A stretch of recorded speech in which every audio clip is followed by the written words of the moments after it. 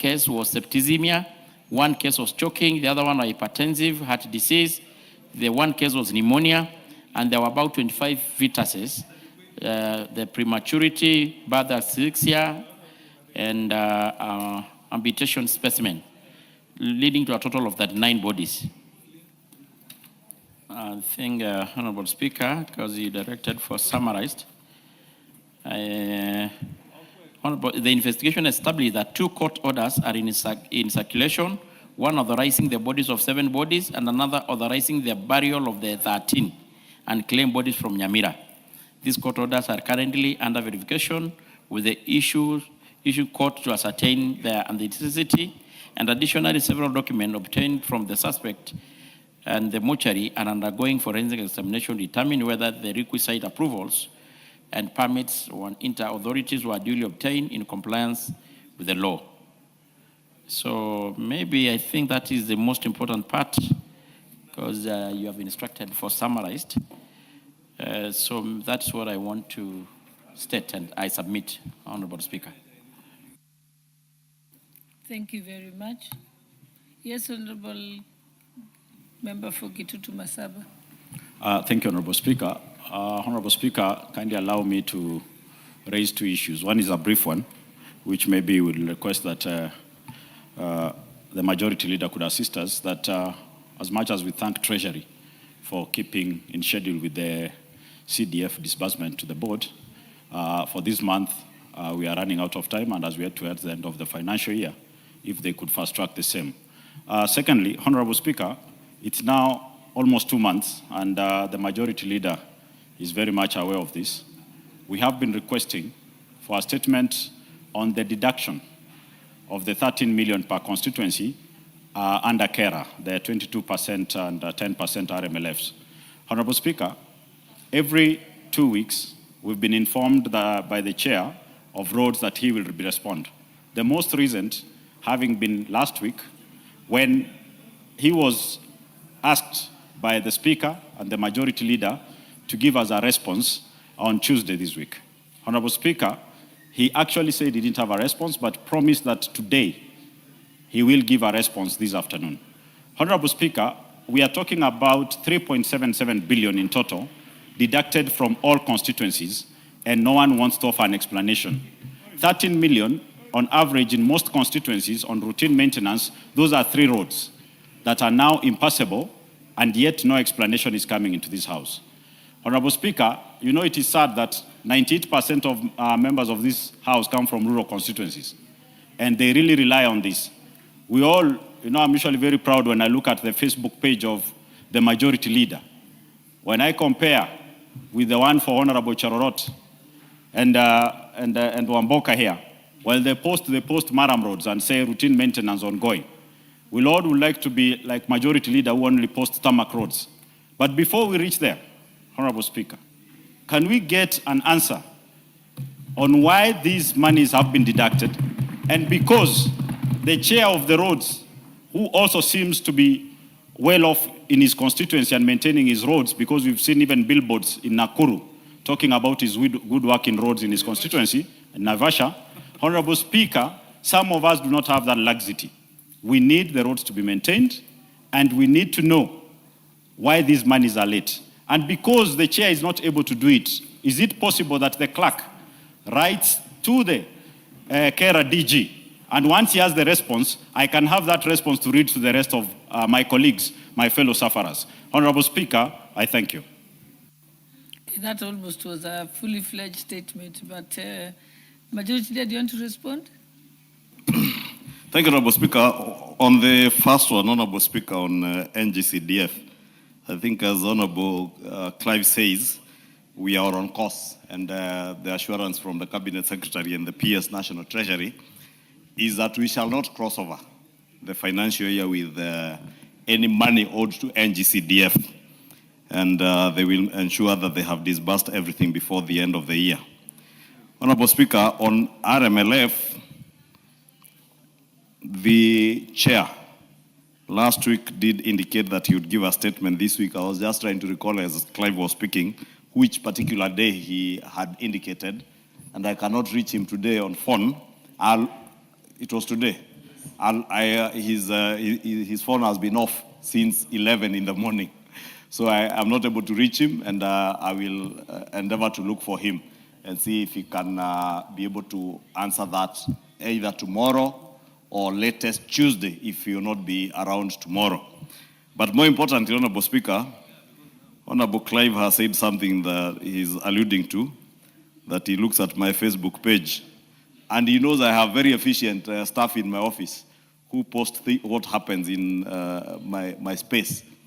But also to advise Honorable Clive, because he is a first-time member, just like the Honorable Cherorot, whose example he has given, that it is possible with the RMLF money that you get in your constituency, 22% and 10%, to do tarmac roads. I made that deliberate decision way back in 2019 that I shall never, in my life as member of Parliament for Kikuyu constituency, use public funds to grade a road, lay maram, that will be washed away in the next season. I would rather, with the 60 million shillings I have, tarmac 1 kilometer of road. And it's something you could borrow from. And I will invite you to Kiambaa constituency, because the member for Kiambaa borrowed the same from me and is able to tarmac half a kilometer. But that is not to say that what Clive is saying is also not true, because it is true. You cannot compare my constituency to Honorable Cherorot's constituency, because it's more expansive. My constituency is densely populated but has shorter roads. And therefore, that is why I say you cannot compare yourself to myself or compare GK's constituency that is smaller than Kikuyu actually, in terms of geographical size, to your constituency. And therefore, you could borrow the short span roads, endeavor to tarmac, but that is not to say that the chair should not answer that question, and he will be able, I will push that he answers that question this week, latest next week before we break for the recess, because Honorable Clive Gesairo has been on that matter now, I think, for almost 3 months, since December, the last week before we broke, I think, for the recess is when he asked that particular issue. Thank you, Honorable Speaker. Thank you, honorable members. Allow me to move back to order number 2, as I have a communication to make, and then we can go to questions to the Cabinet Secretary. You want to read out the order? Okay.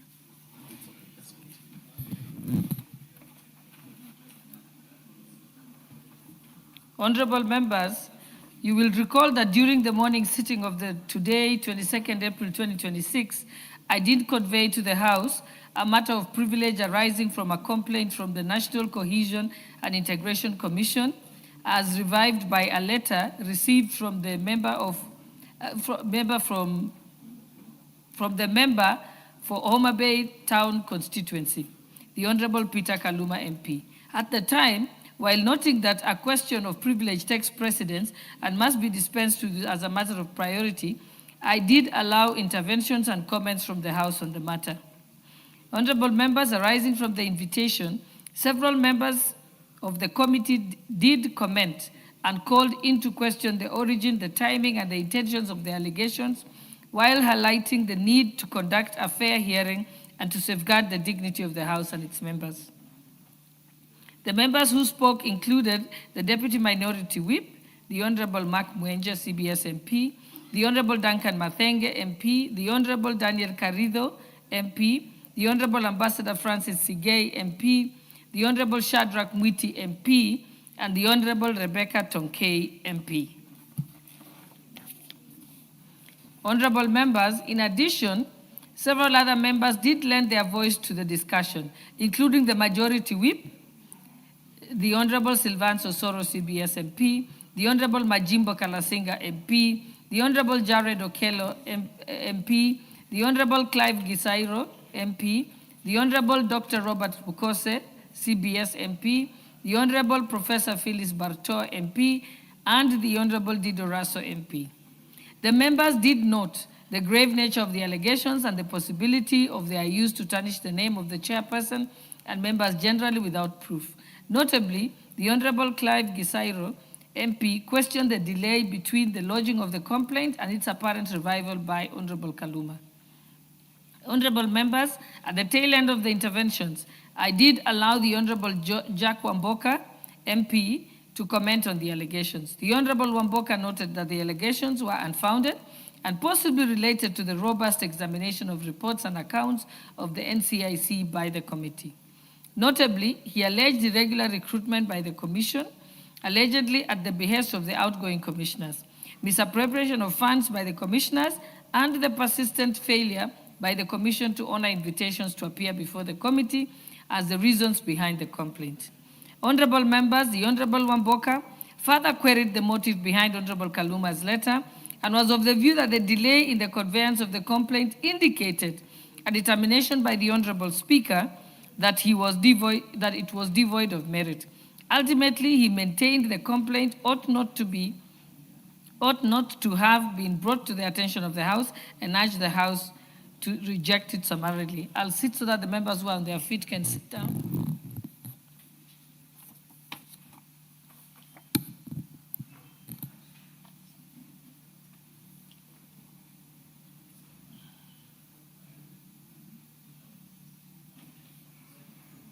Okay. Honorable Jalango, I'm on my feet. Okay, be seated so that I can proceed. Okay. Honorable members, as I proceed to guide on this matter, permit me to address a number of critical issues relating to the complaint and the ensuing interventions. Firstly, it is incumbent upon the House to treat any question affecting its privilege with utmost urgency, regardless of the origin or its perceived motive. Any member of this House is at liberty to raise any issue that, in their view, is a threat to the privilege of the House. Casting aspersions on the intention of the Honorable Kaluma without fully and transparently addressing the complaint does not advance the interest of the House. It is also logically follows that a complaint of this nature, once raised, cannot be dismissed summarily. It has to be considered in accordance with the standing orders of the House and its established practices, precedents, and traditions. Secondly, honorable members, it was urged that the complaint conveyed did not merit being brought to the attention of the House. This view does not accord with the dictates of the Constitution on the national values, principles of governance, and those of the leadership and integrity.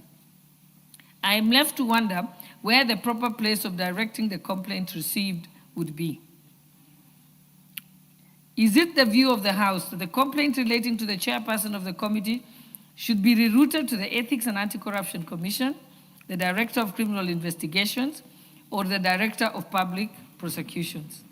Alternatively, would it have been in order for the Speaker to feign ignorance and take no action on the matter? I hardly think so. I remain of the considered view that the Constitution, the Conflict of Interest Act 2025, relevant statutes, and our standing orders obligate the Honorable Speaker to jealously safeguard the dignity and privilege of the House in the manner adopted this morning. Thirdly, honorable members, as the chairperson of the Liaison Committee, I am aware of the instances where a committee encroaches on the mandate of another while seeking juicer business outside their ordinary mandate. Our standing orders clearly demarcate the mandate of the Public Investments Committee on Governance and Education. While reviewing the comments of the Honorable Wamboka on this matter, I was hard-pressed to locate some of the matters alluded to as giving rise to the complaint within the mandate of this committee. Summoning of persons or entities to address matters falling outside the committee's mandate may unnecessarily antagonize the said persons or entities against both the committee and the House. Fourthly, as was noted by the Deputy Minority Whip and other several members pursuant to Article 49 of the Constitution, the member is a subject of allegations. The member that is subject of the allegations enjoys an inviolable right to a fair hearing. Any conclusion made on the basis of the allegations alone would be premature and effectively condemn the Honorable Wamboka and had. And I think it's meant to be Article 47.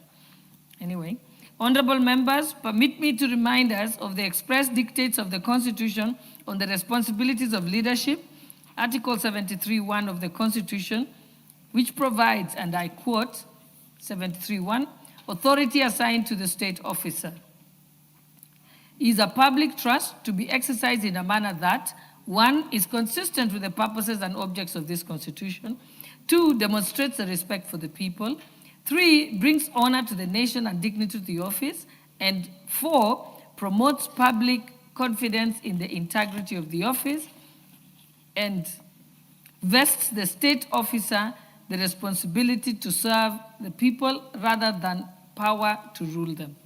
Honorable members, I'm in agreement with Honorable Kaluma that allegations made against the chairperson of the committee of the House poses a grave threat to the public trust bestowed upon this House and its members if the same are not conclusively addressed.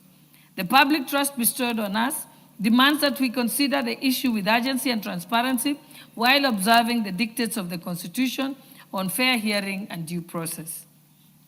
As members will recall, the House has had previous occasion to investigate grave allegations of bribery made against the Public Accounts Committee of the 11th Parliament.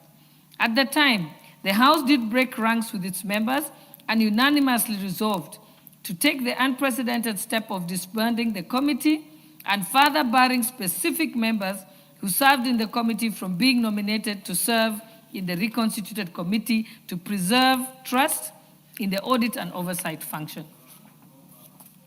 Honorable members, in the current case, as I indeed mentioned this morning, we are faced with a novel situation in which the grave allegations have been made against only one member of the committee, who is also happens to be the chairperson. The questions that immediately come to mind are whether allegations relating to the discharge of the functions of the committee may be directed to a single member, or whether other members present in the proceedings either actively encouraged or condoned the conduct complained of. I note that the members of the committee who spoke today morning did distance themselves from the allegations and called for evidence of any impropriety to be submitted and tested.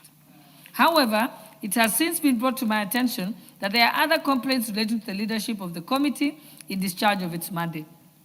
As such, the various questions surrounding the complaint can only be interrogated and addressed through a hearing.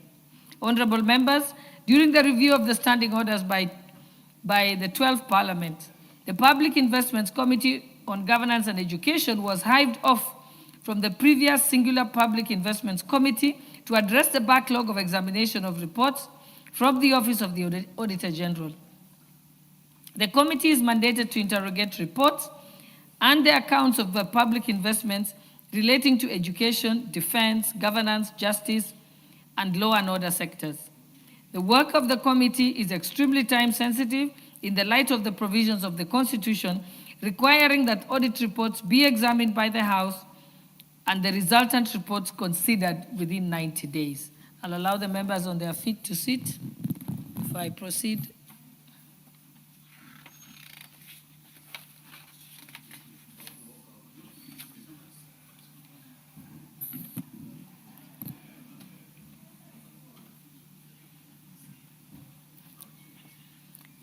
To my mind, prudence dictates that the discharge of the critical mandate should not be delayed or clouded by even a hint of impropriety in its work. In this regard, and on the basis of the complaint before the House, it would not serve the interests of the House and the work of the committee to unnecessarily drag the rest of the members into a controversy in which they are not the primary parties.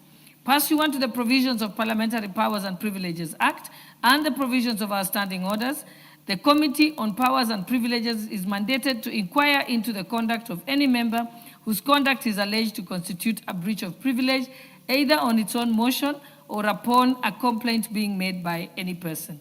In this regard, I'm persuaded to refer the complaint to the Committee of Powers and Privileges for inquiry and reporting to the House. Honorable members, earlier in this guidance, I did allude to the consideration of similar matter during the 11th Parliament, which resulted in disbandment of the Public Accounts Committee. At the time, for the purposes of augmenting the membership of the Committee of Powers and Privileges with seasoned members to assist in the determination of the complaint, the then Speaker, co-opted additional members into the committee. Noting the weight of the allegations and their implications on the dignity of the House, I hereby co-opt the following 3 members to the Committee on Powers and Privileges for the purposes of this inquiry. 1, the Honorable Samuel Chepkonga, CBS MP. 2, the Honorable Sarah Korere, MP. And 3, the Honorable Robert Gishimu, CBS MP. Members on your feet, please be seated. To the nearest seat.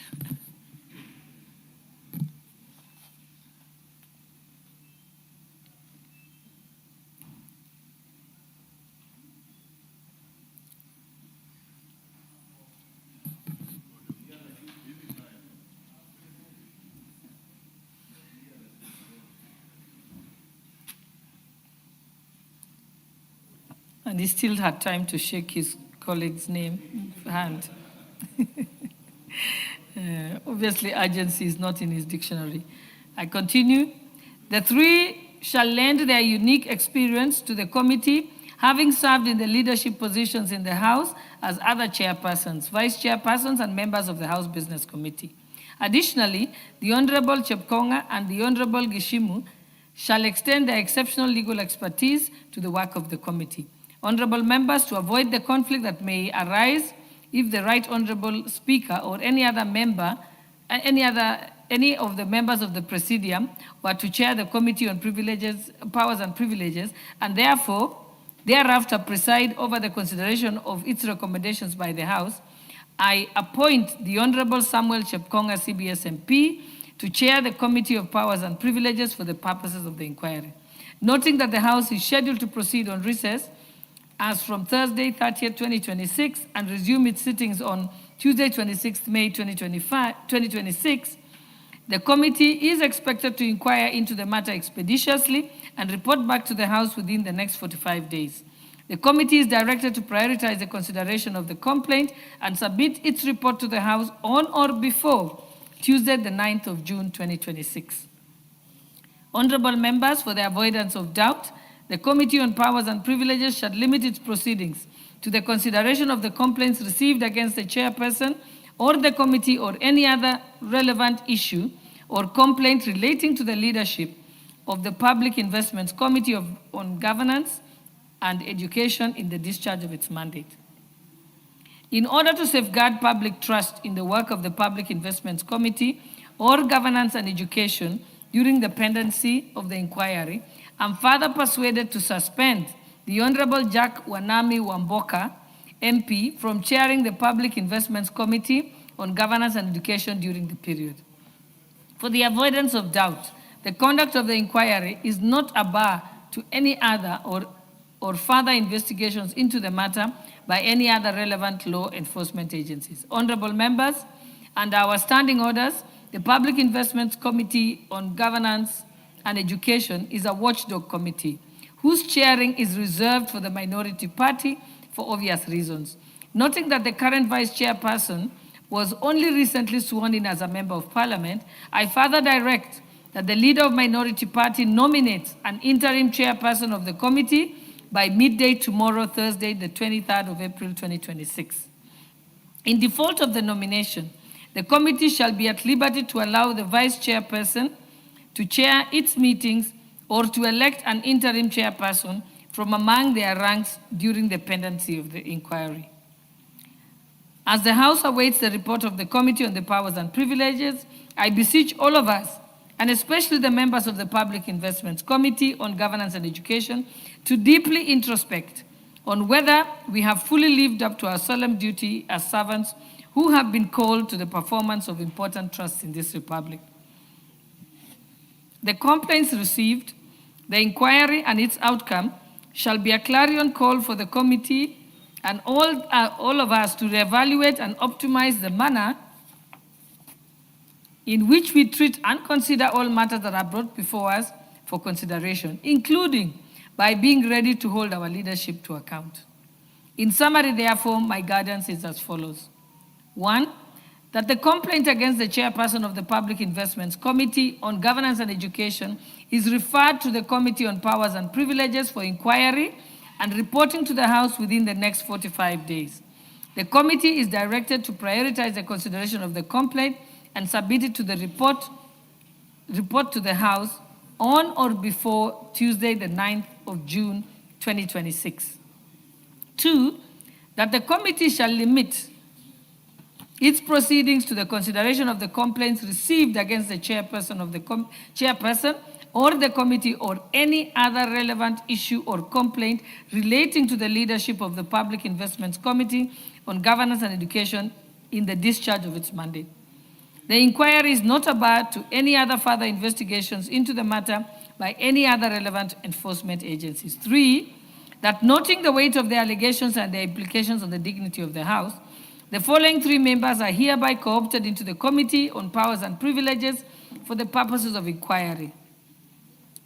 The Honorable Samuel Chepkonga, CBS MP, the Honorable Sarah Korere, MP, and the Honorable Robert Gishimu, CBS MP. That the Honorable Samuel Chepkonga, CBS MP, shall chair the Committee of Powers and Privileges for the purposes of the inquiry. And 5, that during the pendency of the inquiry, the Honorable Jack Wanami Wamboka, MP, stands suspended from chairing the Public Investments Committee on Governance and Education. The Leader of Majority is directed to nominate, the Leader of Minority is directed to nominate an interim chairperson of the committee by midday tomorrow, Thursday, the 23rd of April, 2026, and in default of the nomination by the minority party, the committee shall be at liberty to allow the vice chairperson to chair its meetings or to elect an interim chairperson from among its members from the minority coalition. The House is accordingly guided. Thank you, honorable members. Next order. Do you want to say something, Majority Leader? Yes. Honorable Speaker, I know there's no comment on your communication, but I just wanted to commend you for that very Solomonic decision and communication.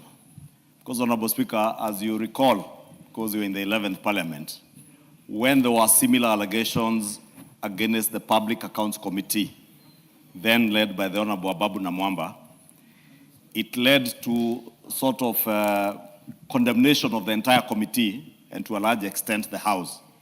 And I say your decision is Solomonic, Honorable Speaker, because I captured 2 pertinent issues that you have spoken to, that you asked whether it would have been more prudent to send that allegation to the EACC or other investigative agencies.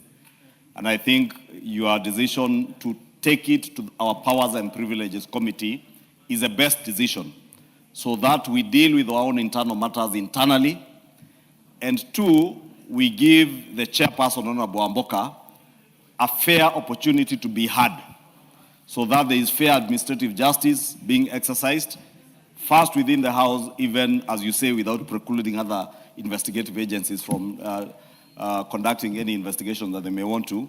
But it is paramount that we protect the dignity of the House and its committees by first acting here within the House ourselves. And I say that, Honorable Speaker, because I know there has been a back and forth between senators and governors, and that decision that you have made this afternoon is not only Solomonic, but it will go down the annals of history as some of the right decisions to protect the dignity of the House and of individual members, so that we do not condemn all the members of that committee, because the allegations are not against the entire committee. They are not against any other member of the committee other than the chairperson. And therefore, it's only fair that the chairperson gets an opportunity to be heard. Those who allege get an opportunity to come and prosecute their case. And hopefully, under the chairmanship of Honorable Chepkonga, who is a seasoned lawyer and a member of a ranking member serving his 3rd term, we should be able, within those 45 days, to know the way forward. Thank you, Honorable Speaker. Thank you. Next order is questions. Yes. We had already called out the order. Honorable members, we have with us the Cabinet Secretary for Education. Yes, what's your point of order, Honorable Junet? Honorable Speaker, thank you very much. In line with your ruling, Madam Speaker, which I was listening to as I was coming to the House in my car, Madam Speaker. It's okay, Madam Speaker, that the Committee on Powers and Privileges is there so that it can handle certain issues pertaining any complaint and any allegations. So, Madam Speaker, Honorable Mboka, as a member of my party minority side, I hope he will get a fair treatment and a fair hearing through the committee, and he will not be mistreated, Madam Chair, Madam Speaker, and I think that in the end he will be vindicated, God willing. And the people who should have been taken to those committees are the people now who are shouting in the House, Madam Speaker. But their day is coming ahead of us. But Mr. Wamboka, Madam Speaker, I know he's a law-abiding member of Parliament. He's a man who has chaired a committee for some time as a first member of Parliament. So, Madam Speaker, we will wish him well, and I hope and feel that in the end he will be vindicated, God willing. Thank you, Madam Speaker. Thank you, honorable members. We shall now proceed for the first question to the honorable. Yes. As per your communication, Madam Speaker, because of in accordance with your ruling, we will nominate from our side a member to hold for the committee chairmanship by tomorrow noon, as you said. Thank you. Appreciate that. We will now take the first question. Under Standing Order 42A, 6B, that is directed to the Cabinet Secretary for Education, who is now with us in the chamber. Thank you. Honorable Lomboko.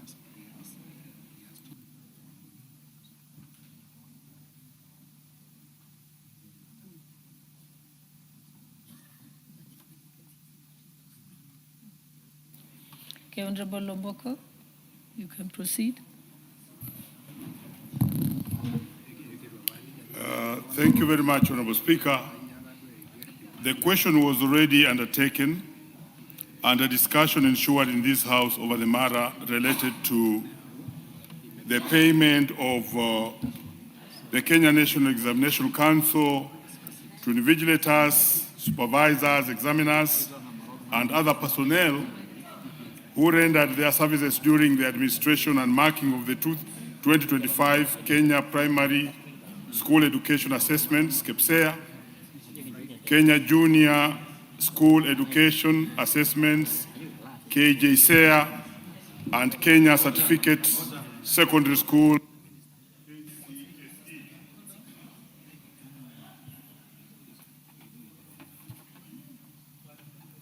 Proceed, proceed. Proceed. Maybe I'll take it again. That the matter had already been raised and discussed over the status of the payment of the Kenya National Examination Council to invigilators, supervisors, examiners, and other personnel who rendered their services during the administration and marking of the 2025 Kenya Primary School Education Assessments, KEPSEA, Kenya Junior School Education Assessments, KJSEA, and the Kenya Certificate Secondary Education, KCSE, and payments to examination centers and attended expenditures. So therefore, Honorable Speaker, this question is already with the CS. I don't need to ask it any further, and that's the status, because outside there, every teacher is waiting to get his monies for having participated either in supervising, invigilation, or marking of these exams. Remember, Honorable Speaker, these exams were done way back last year in September, October, November, thereabout.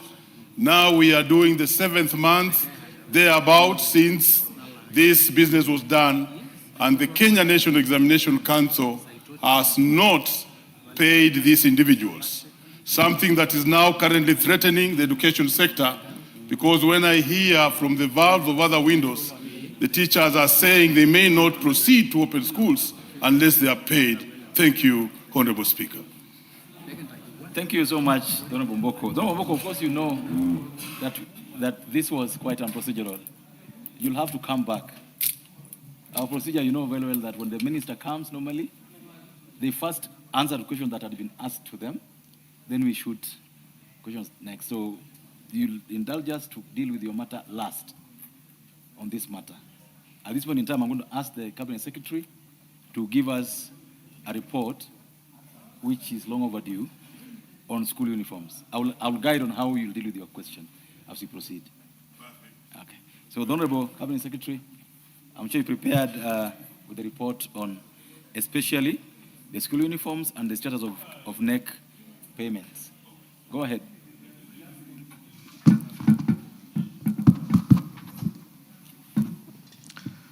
Thank you, Mr. Speaker, and thank you, honorable members, for this opportunity to respond to issues, matters, education. Mr. Speaker, we have a report on the policy on school uniforms that I wish to present.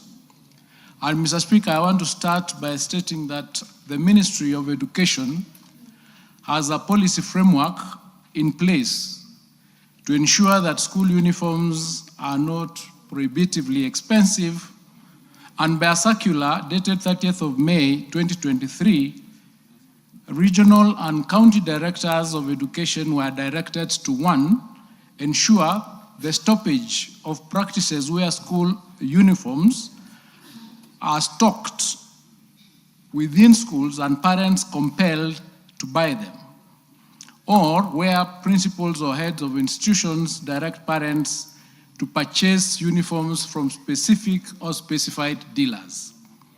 Number two, they were also directed to note and process the names of non-compliant schools for necessary action within the provisions of the law. Mr. Speaker, the ministry has also issued a directive or directives to school principals to the following effect. One, that no school shall direct parents to any particular outlet for the purpose of purchasing uniforms. And two, no school will stock any uniforms and boarding-related items whatsoever.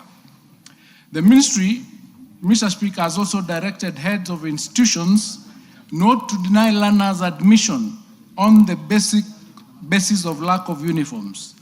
This position, Mr. Speaker, was also supported through a directive issued by His Excellency the President in January of this year. Mr. Speaker, the matter of the prohibitive costs of school uniforms was also captured in the report of the Presidential Working Party on Education Reform. The Working Party noted that school uniforms are expensive for parents because school administrators collude with suppliers and force parents to purchase from specific suppliers identified by the school administration. Consequently, the Working Party recommended that the Ministry of Education should provide guidelines to regulate and regularize the question of school uniforms in basic education institutions. Presently, school uniforms are determined by the boards of management of those institutions in consultation with parents associations of those schools. This is in accordance with Regulation 67 of the Basic Education Regulations. Mr. Speaker, I wish to inform the House that at present, the ministry is working on the Presidential Directive of January this year to review the pricing of school uniforms in public schools in consultation with stakeholders. This review, which is ongoing, will drastically reduce the financial burden on parents. It will also eliminate wasteful variations in design and color. It will ensure quality, fairness, and competition in supply, and also advance the progressive realization of the constitutional right to free and compulsory basic education provided for under Article 53(1)(b) of the Constitution. Mr. Speaker, the review that is ongoing requires us to consider and balance various factors, such as the need for standardization vis-a-vis the role of school uniforms as a unique identifier and marks of school traditions and history. The review is due to complete its work by July of this year, after which we shall issue as a ministry policy guidelines on school uniforms across the country. I submit.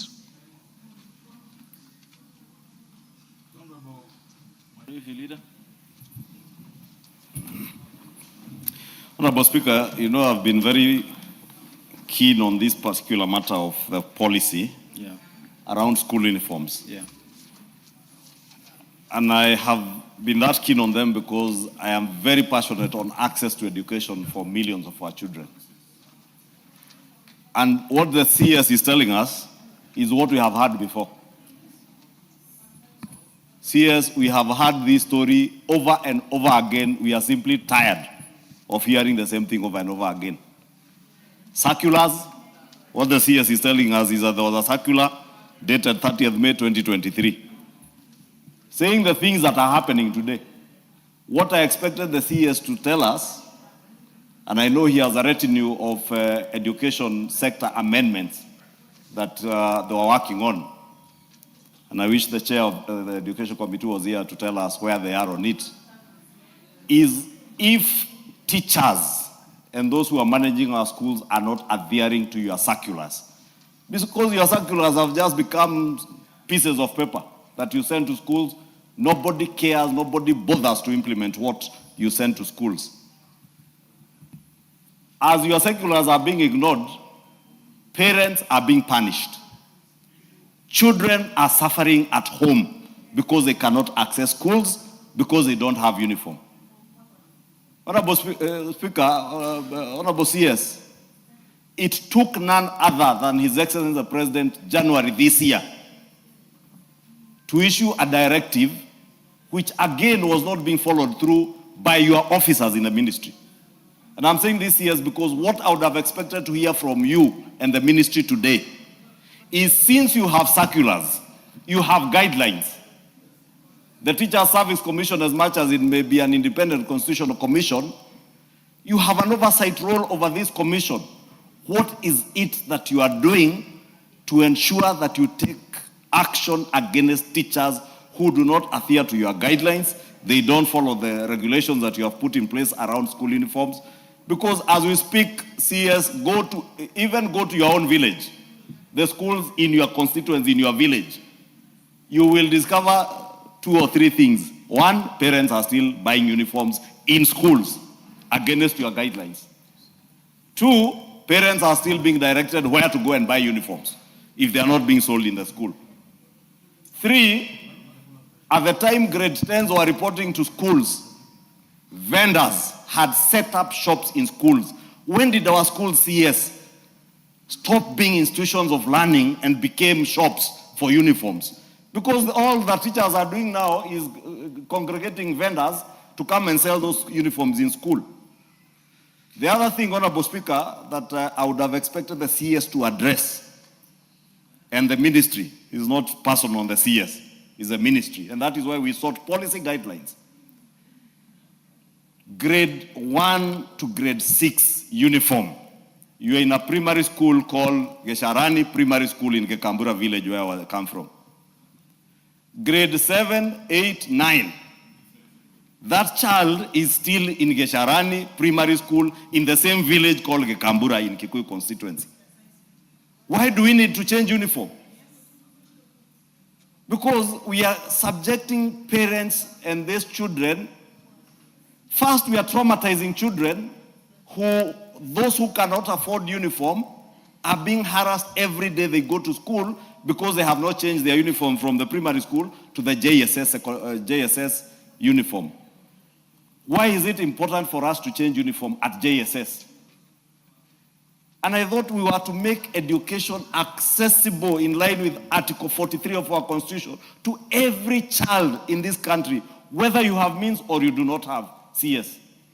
I do not see that coming from the ministry at all. No policy guidance, no corrective action when the teachers don't follow your circulars.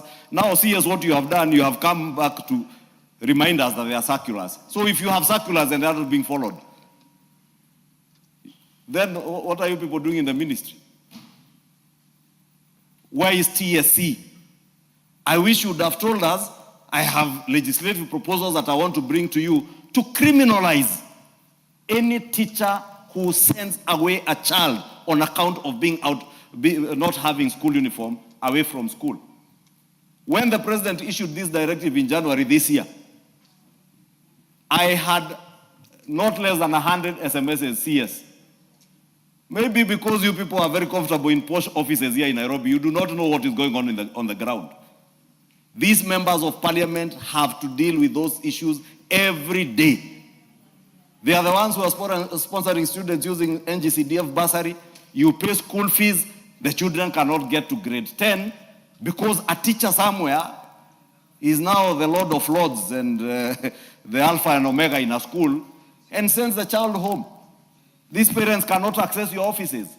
So unless you either criminalize or you tell us what is it that you are doing to make sure that there is recourse for teachers who do not follow circulars.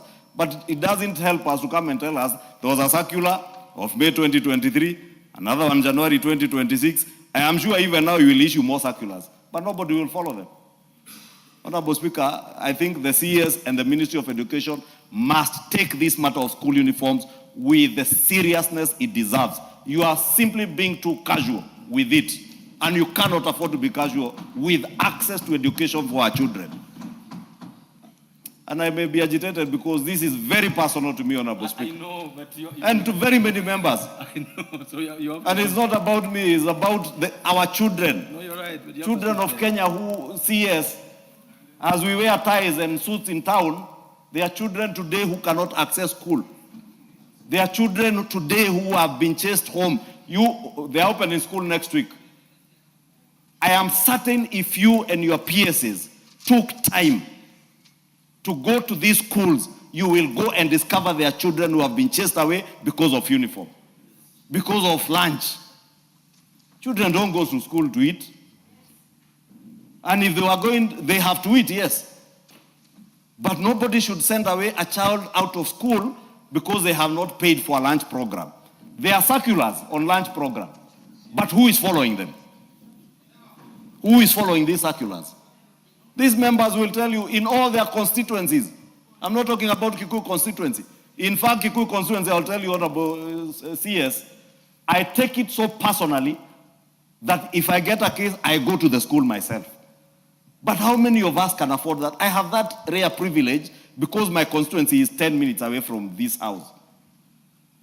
Honorable Gesairo cannot be going to Kisii, to Nyamira, every other day when he gets calls, when he gets texts here from parents, oh, my child has been sent home because of lunch.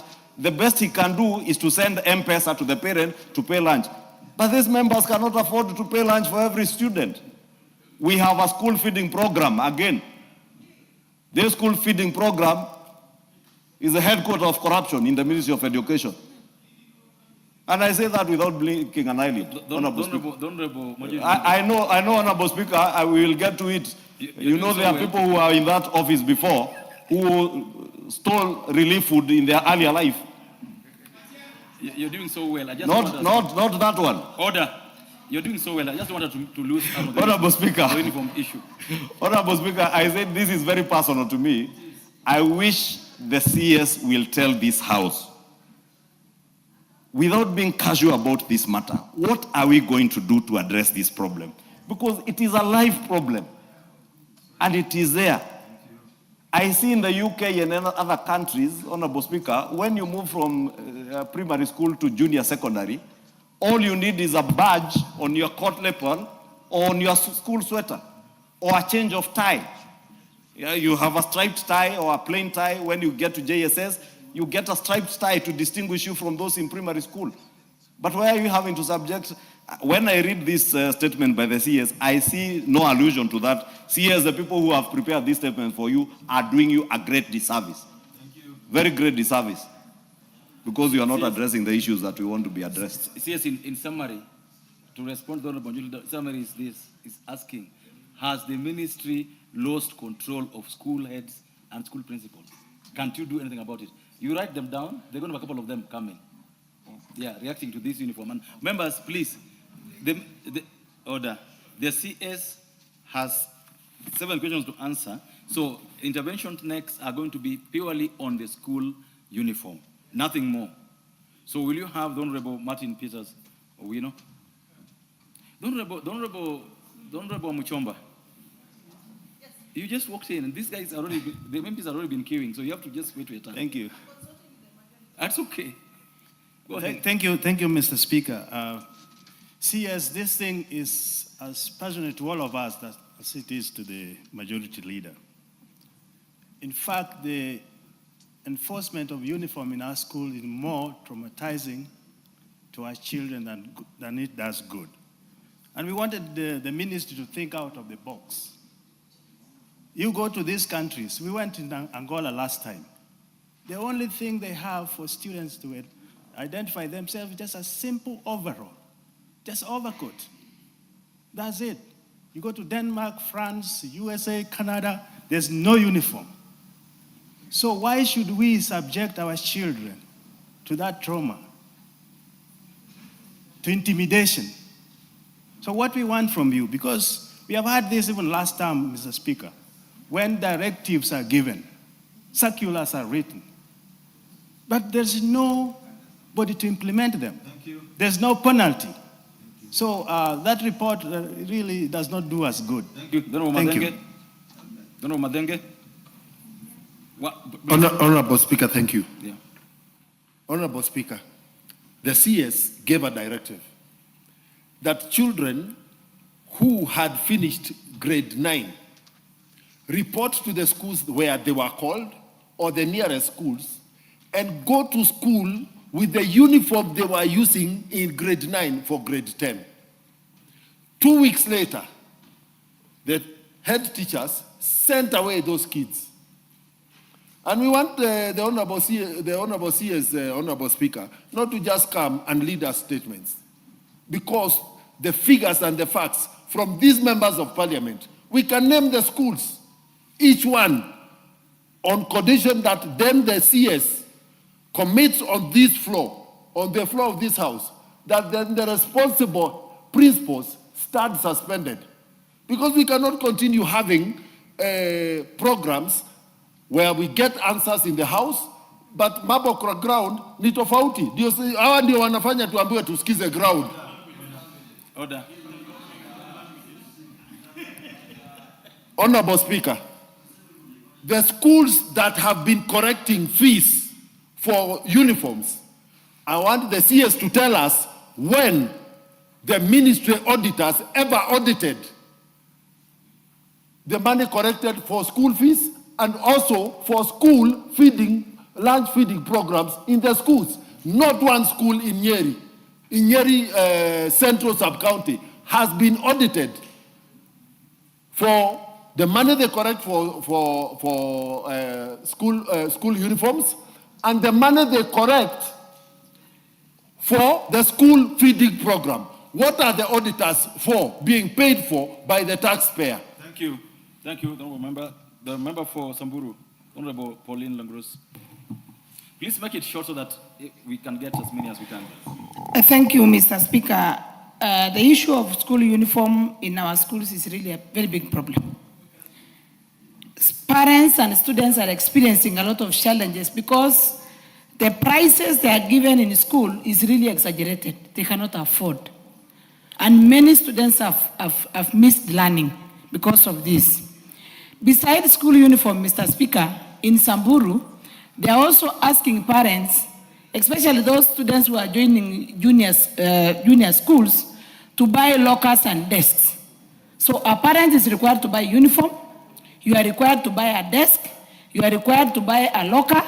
So it's really terrible. Parents cannot afford this. And it's really a big problem. Parents are running up and down, always during the beginning of the year because of these challenges. So we need a lot of regulation on this. And also the ministry should not sit down just to write policies. These policies must be implemented. And they can only be implemented if there is someone who is down there to follow up. Because these things are happening in the eyes of the county directors who are seated in the counties. What are they doing not to follow up, the policies that are given? Thank you, Mr. Speaker. Honorable Member for Magarini. Thank you, Honorable Speaker. The issue of uniforms is indeed terrible. I have several students who were sent away because of the uniforms upon the directive by the president. None, even as I speak, there are several of them who have not joined the school. Is there anything the ministry is doing to curb this kind of affair? Thank you. Thank you. Honorable Muchomba. Mr. Speaker, thank you. In the year 2023, Mr. Speaker, I had the privilege of bringing a motion in this House regarding school uniforms. We debated like we are doing here, and the House chair then gave a directive, and the directive was directly related to the Ministry of Education. Mr. Speaker, I come from Githunguri, and I can confirm that whatever directive was given by this House to the ministry, a circular was issued, but none is implemented. Even after we debated and we did what we're supposed to do as a House, the President gave another directive. I can confirm even the directive His Excellency the President gave was not taken seriously. So why are we here? Why is the minister here?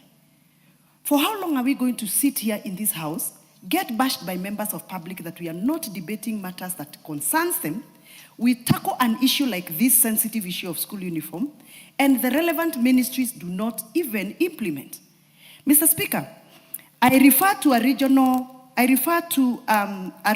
directors of education circular that was issued on the 30th of May 2023 regarding school uniform.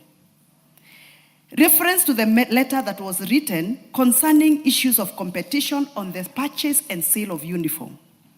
And this letter referred the minister to refer to all regional directors and all county directors of education that according to Basic Education Act number 14 of 2013, the Basic Education Regulations 2015, and other enabling legal instruments, parents are not supposed to purchase uniform from schools' canteens and school shops.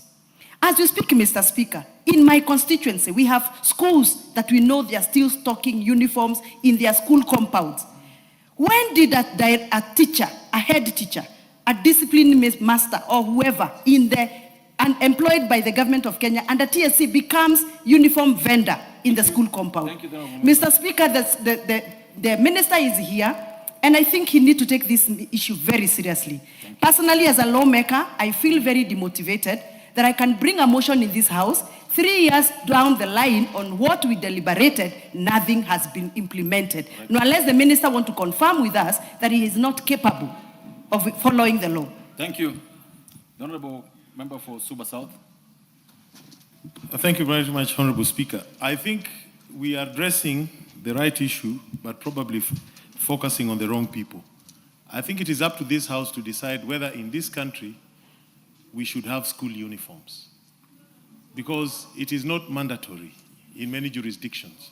And if we insist that we must have school uniforms, then it is up to this House and the government in power to figure out how to make those uniforms affordable so that the requirement of having a uniform does not become a barrier for students to access education.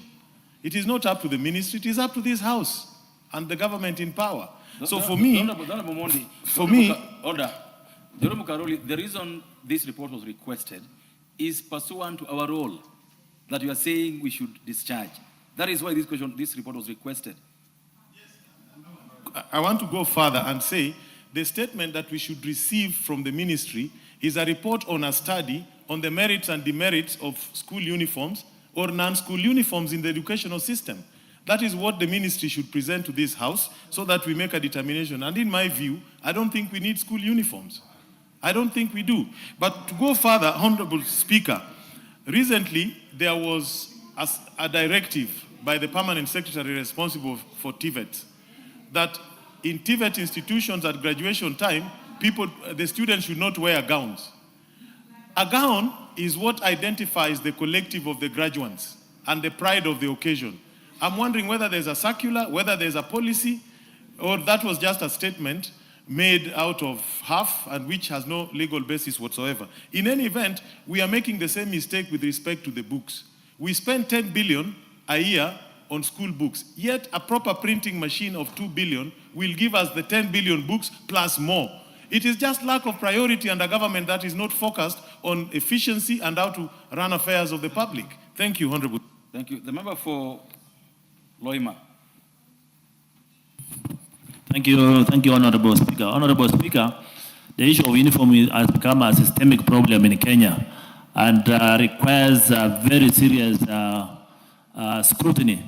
Honorable Speaker, the directive that was given in January by His Excellency the President, that all the students who are joining grade 10 must report to schools whether they have uniform or not, and whether they have shoes or not. That directive has not been followed. And the CS is telling us that he has written several memos to schools. Now my question is there a way the Ministry of Education is enforcing whatever memos they write to institutions? Thank you. Thank you. Honorable Sinanga.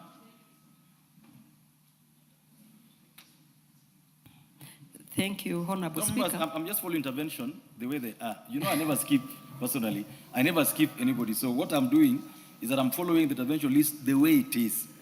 I have not skipped anyone so far. Honorable Sinanga, go ahead. Thank you, Honorable Speaker.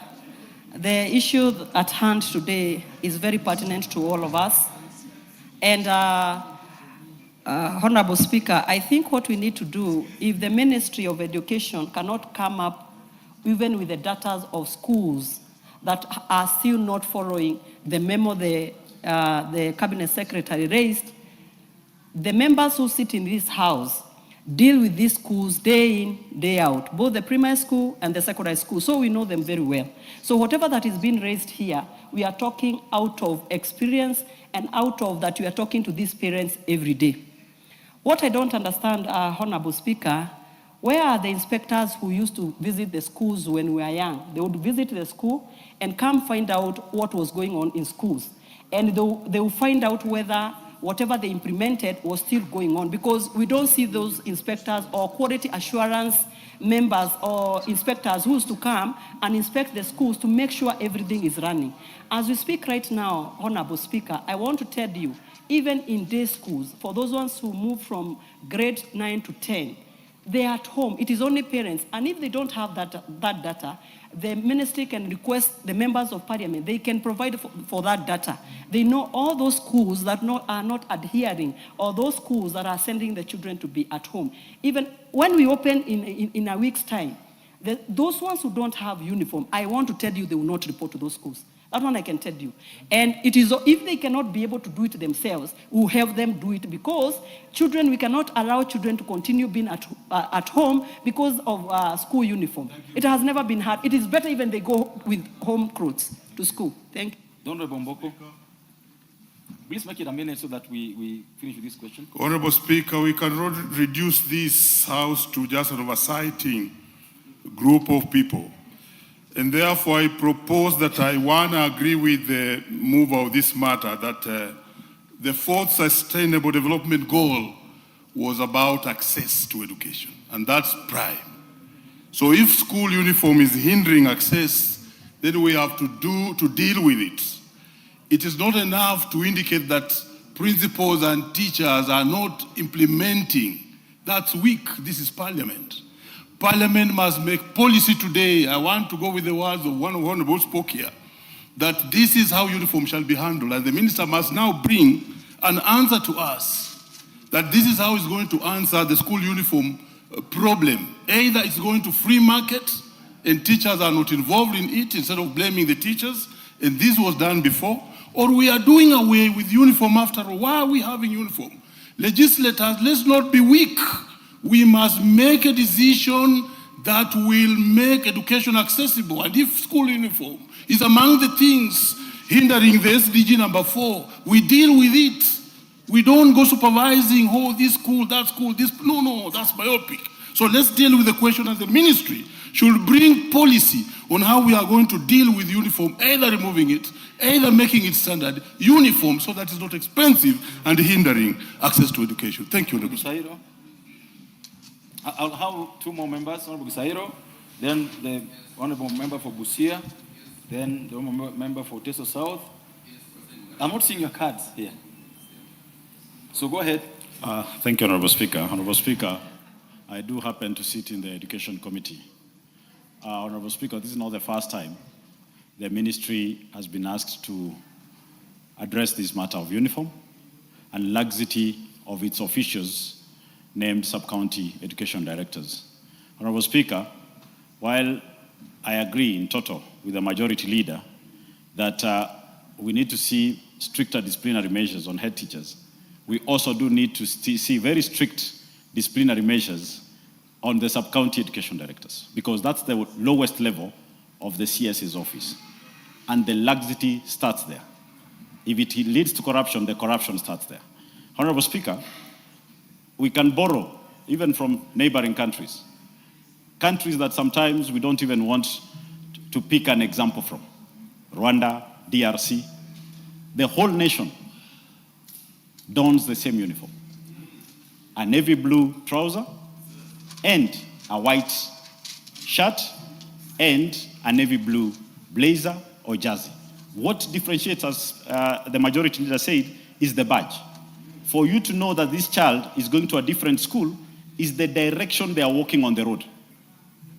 But across the country, be it private or public schools, the uniform is the same. Honorable Speaker, I think as a starting point, something critical that the majority leader raised to do with the difference in uniform between grade 1 and 6 and grade 7 and 9.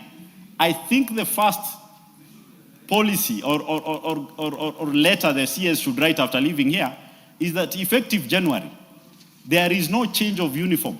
So that the uniform that is wearing out, the child should wear the uniform that they wore between grade 1 and grade 6. Thank you, Honorable Speaker. Thank you. Honorable Manyo. Thank you, Mr. Speaker. The question here is whether the uniforms are sold in school or outside school. Are they affordable? The parents are already burdened, and as a teacher, uniforms promote equality. I've heard one of my colleagues say we don't need uniforms. The gap between the rich and the poor in Kenya, if we do not allow uniforms in school, it will cause a lot of distraction, because a rich kid comes with classy, clothes, and a poor one hardly can afford to change a shirt. So if we don't have uniforms in school, we'll be creating chaos, mental health. Children will be depressed. They'll start stealing. Thank you, Mr. Speaker. Honorable Mase, 1 minute. Like I said, members, the minister... Asante sana, Mheshimiwa Speaker. The minister has 7 questions to go. So if you don't ask on this one, you can ask on the next. Go ahead. Asante sana, Mheshimiwa Speaker. Mheshimiwa Speaker, hii mambo ya uniform kwa mashule zetu ni mambo ambao yametukera sana. Bei ya uniform iko juu zaidi kupita ile bei ya kawaida ya soko. Mheshimiwa Speaker, tumeyazungumzia kwa maswali, kwa mswada kama ile letwa na Mheshimiwa Gadoni, tumeyazungumzia katika kamati yetu ya elimu, lakini inaonekana kwamba hakuna ile elimu, idara ya elimu ni kama wameshindwa. Hata ile amri ambao wanatoa kupitia njia ya memo haichukuliwi maanani. Na ukiangalia sisi ambao tunafanya kazi mashinani, tukikutana na wazazi kila siku, unapata kuna mzazi anashindwa hata hiyo school fees, lazima asaidiwe na basari. Uniform peke yake ndio inachukua karibu nusu ya ile pesa ya kufanya shopping. Kwa hivyo Mheshimiwa Speaker, kama ministry wameshindwa kutatua haya maneno, basi tuondoe uniform kwa mashule, watoto waende na nguo ya nyumbani waende wasome. Asante. Honorable Muchangi. Asante Speaker. Ningependa Mheshimiwa Speaker kujua kutoka kwa waziri wa elimu ni mpaka lini wanafunzi ambao ni wakorino wataendelea kuzuiliwa kuingia kwa mashule ambayo wamehitimu eti kwa sababu wao wamevalia vilemba kwa vichwa zao. Nauliza hivi kwa sababu ni wakati mwingi sana ambapo wanafunzi wanapoingia shule za sekondari, unapata kuna wanafunzi ambao kwa sababu ni wakorino wanarudishwa, na hilo jambo limeletwa kwa bunge hapa kwa kamati ya elimu. Hilo jambo limeenda hata kotini na koti ikapeana uamuzi na ikasimama na wanafunzi ambao ni wakorino. Kwa hivyo ningependa kujua kutoka kwa waziri saa hii ni mpaka lini hawa wanafunzi wakorino wataendelea kudhulumiwa? Honorable Kenya. And lastly, the Honorable Imade. Here I am. Thank you, Speaker. You know, the matter that we're dealing with here, Mr. Speaker, we may be bashing the minister. He's not been bashed by But anybody. two things I want to say, Mr. Speaker. As long as the managers of our learning institutions are teachers who are members of TSC, then this problem is not going to be solved. Because the minister could issue these directives, but even if they are not obeyed, the minister has no power to either transfer or fire those people who are errant. And therefore, it is my proposal that maybe going forward, our schools should be managed by competent accountants or managers who have some training in finance and who are under the purview of the Ministry of Education, as opposed to TSC teachers who are running our institutions and the minister can do nothing about it. The Honorable Imade. Thank you, Speaker. Speaker, I just want to give an example. When I joined high school, one of the most prestigious high schools in Kenya, I came with my uniform, a short and a shirt. The directive of the president, if it was not obeyed and implemented, CS, you must be able to tell us in the floor of this house, what direction are you going to take? Because it means you are sleeping on your job. Thank you. Honorable Naomi Wako. Thank you, Honorable Speaker. The issue of school uniform is becoming a real challenge, especially to the disadvantaged people in our society. And also poor parents. Many at the times they come and mothers cry that they cannot take their child to school just because of that school uniform.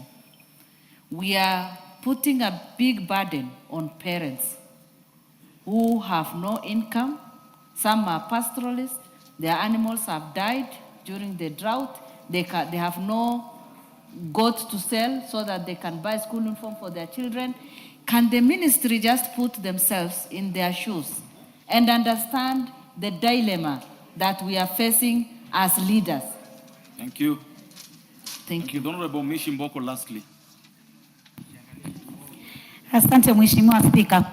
Mheshimiwa Spika, mimi pia niseme ya kwamba swala la hizi uniform ni muhimu sana, lakini niseme lazima watoto wetu wawe na uniform, kwa sababu ikiwa kila mtu atavaa nguo yake, hatutajua, mtu anaweza kwenda kufanya uhalifu na tusijue kama hawa ni wanafunzi wetu, na pia itakuwa ile heshima ya wanafunzi inapotea. Lakini nataka nipige msasa na niongeze pondo mheshimiwa mwenzangu aliyozungumzia mambo ya wakorino ya kwamba huwa wanafunga vile vilemba vyao, na hata Waislamu pia sisi tunachukua kwamba nyele ni nyele hatufai kuziacha wazi, lazima tufinike kichwa chetu kwa sababu ni uchi kulingana na dini yetu ya Kiislamu. Kwa hivyo pia watoto wetu wawezeshwe, ikiwa watavaa ile uniform, lakini waweze kufunga ile kidini, kama ni wakorino wawe na kilemba chao, Waislamu wawe na hijabu, hata wale kalasinga huwa wako na kilemba chao. Na niseme wazazi wapewe nafasi ya kushona uniform wao wenyewe kwa njia ambayo wanaiweza ya urahisi, sio ziwekwe shule ama ziambiwe lazima ni hizi. Kwa hivyo tunasema utekelezaji ndio tatizo. Waziri, utekelezaji wa maamuzi na sheria ndio tatizo. Thank you. Last time, West Mugurango, lastly on this, so that then we can get other members will get a chance in the second question coming. Go ahead. Thank you, Mr. Speaker, for giving me a chance to also give a bite. Indeed, we can't say it more that uniform is becoming a barrier to education in this country. And Mr. Speaker, now that the Ministry of Education is even in charge of TVETs, where uniforms can be manufactured easily, can't we have a policy decision as a house and decide that the ministry shall supply all learners with uniform? I don't mind us creating a budget line for those TVETs to provide that kind of solution. And further, Mr. Speaker, why can't we have a policy that we define the uniform to be worn per grade, so that whenever a learner goes to grade 8 in the entire Republic, we know that there is a standard uniform, and by looking at the child, you know that child is of grade 8, is of grade 10, is of Form 4. That will go a long way to ensure that there is order and also cost effectiveness. Thank you, Mr. Speaker. Honorable CS, this is a chance. Most of them are the same questions. So I expect you to take a very short time to deal with this. Yes, thank you. Thank you, Mr. Speaker, and thank you, members. Members, I want to take this opportunity to be very frank about this issue of school uniforms. This issue of school uniforms has been a thorn in parents' skin for a long, long time. And it is true, it is becoming a bar as we continue to issues of access of our children. Directives are issued, like the circular of 2023 that Mheshimiwa referred to. But the implementation of that circular becomes a challenge for several reasons, one of which is that to date, in the ministry or under the sector of education, there has been two centers of power with respect to disciplinary or management of teachers. On one hand, the teachers are managed by an independent commission known as the Teacher Service Commission, so that even when we do indicate that a certain particular teacher or principal has violated a particular circular given by the ministry, the process of discipline is at a different institution and the independence thereof.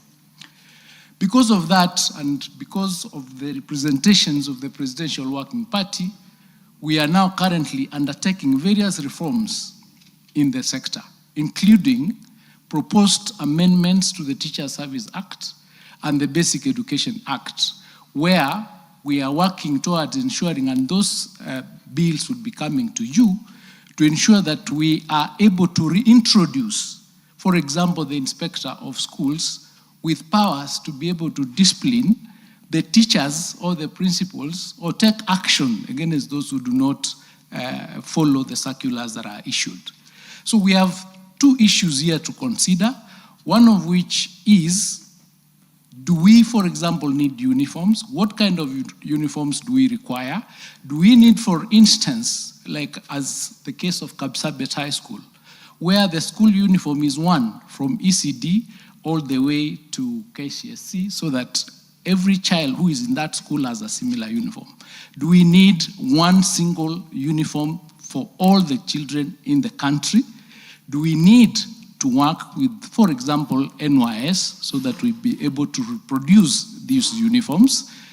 These are the issues that are emotive, that we require to have that stakeholder engagement before a decision is reached.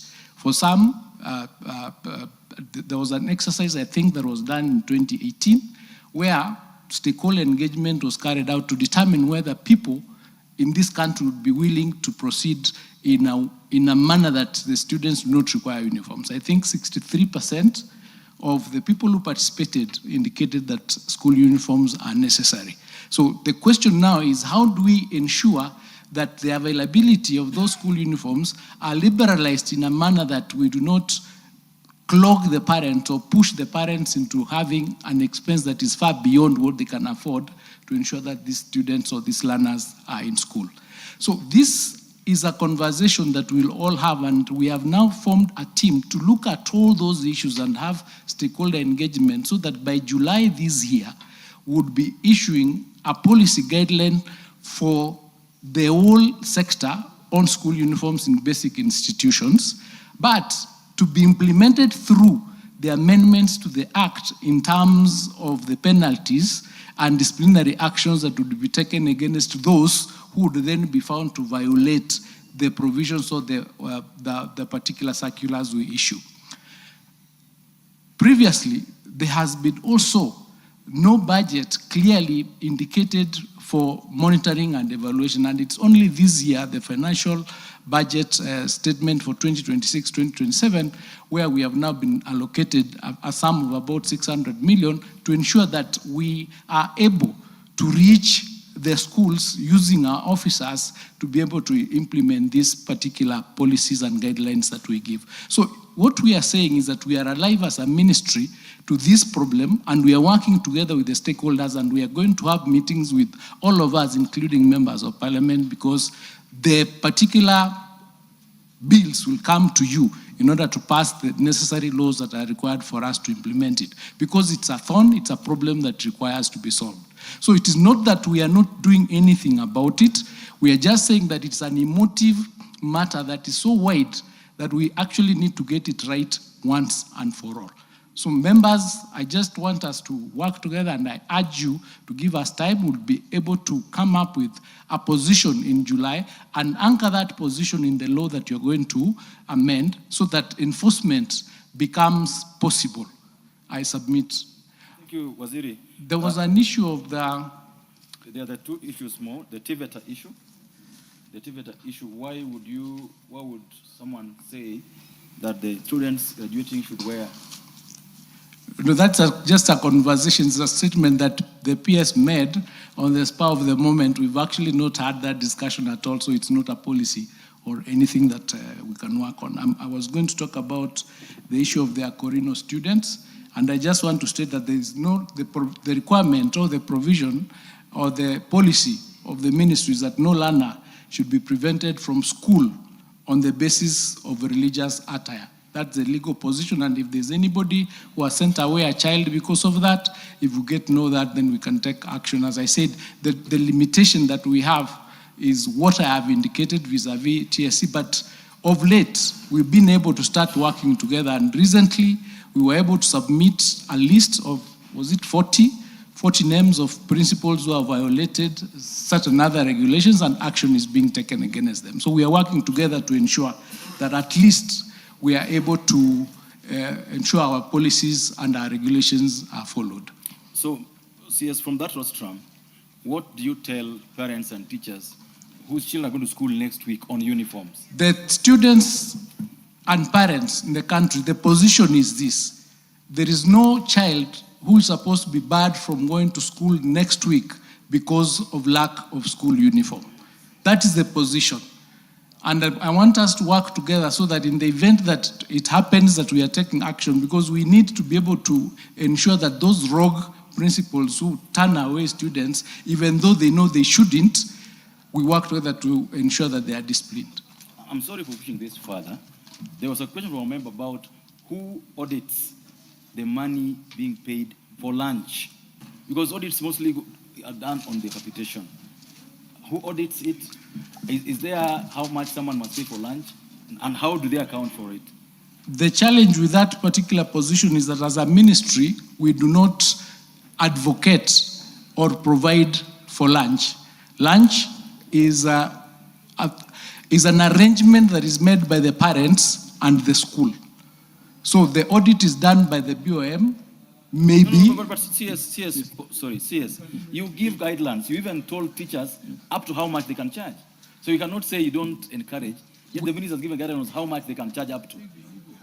We haven't done anything like that. Okay. Yeah, we've not done that. And what I'm saying, members, is that as a government policy, we do not provide lunch to children in schools. So it's an arrangement between the BOMs, the schools, and the parents. Okay. And it's an arrangement. No, let him finish. Go ahead. And unless if it has become, it goes the way the uniforms is going, then as a ministry would then give a directive that we ban the lunch, or it's not, and we've indicated it, by the way, that no child should be returned home because they've not given money for lunch. That is the position. Thank you. I think I want us to move to the next question. The Honorable Majority, could we order? Could we order? Could we hold and ask those questions in the next question, please? Go ahead, Majority. Honorable Speaker, the CS, and CS me, I have to be very open with you. The Ministry of Education, you must take your work more seriously than you are doing. You are telling us about school uniforms, circulars, and all that. School feeding, there is no policy on lunch. And if it is happening, like in uniforms, we are telling you that is exactly what is happening on the ground. Children are being sent away from school on account of lunch programs. You cannot ban lunch from school, but you can criminalize any teacher sending away a child home on account of lunch. If a parent is not able to pay for lunch, the child can carry lunch. I carried my cold ugali with sukuma wiki for 8 years in primary school. Why can't my child do that today if I'm not able to pay for lunch? That is what we are getting to CS. When I listened to my colleague here, the member for Thika, she was asking you, when we were in school, CS, even yourself, we used to scrub floors and clean toilets because school inspectors were coming to school. Where are your school inspectors today? Where are your quality assurance officers from the TSC? They do not exist on the ground, and if they exist, they are seated in offices. Because even you and your PSs are seated in offices in Nairobi. You're asking us if there is a school that is sending away Akorindo children. I will name one school, Loreto High School, Limuru. Ask the member for Limuru, Honorable Kirago, he will give you even the name of the child. I was just trying to get him on phone. But Honorable CS, it is not my work as the member for Kikuyu or the leader of majority to be firefighting for the Ministry of Education. And we shall not. We shall hold you to account as a cabinet secretary if you cannot hold to account your officers on the ground.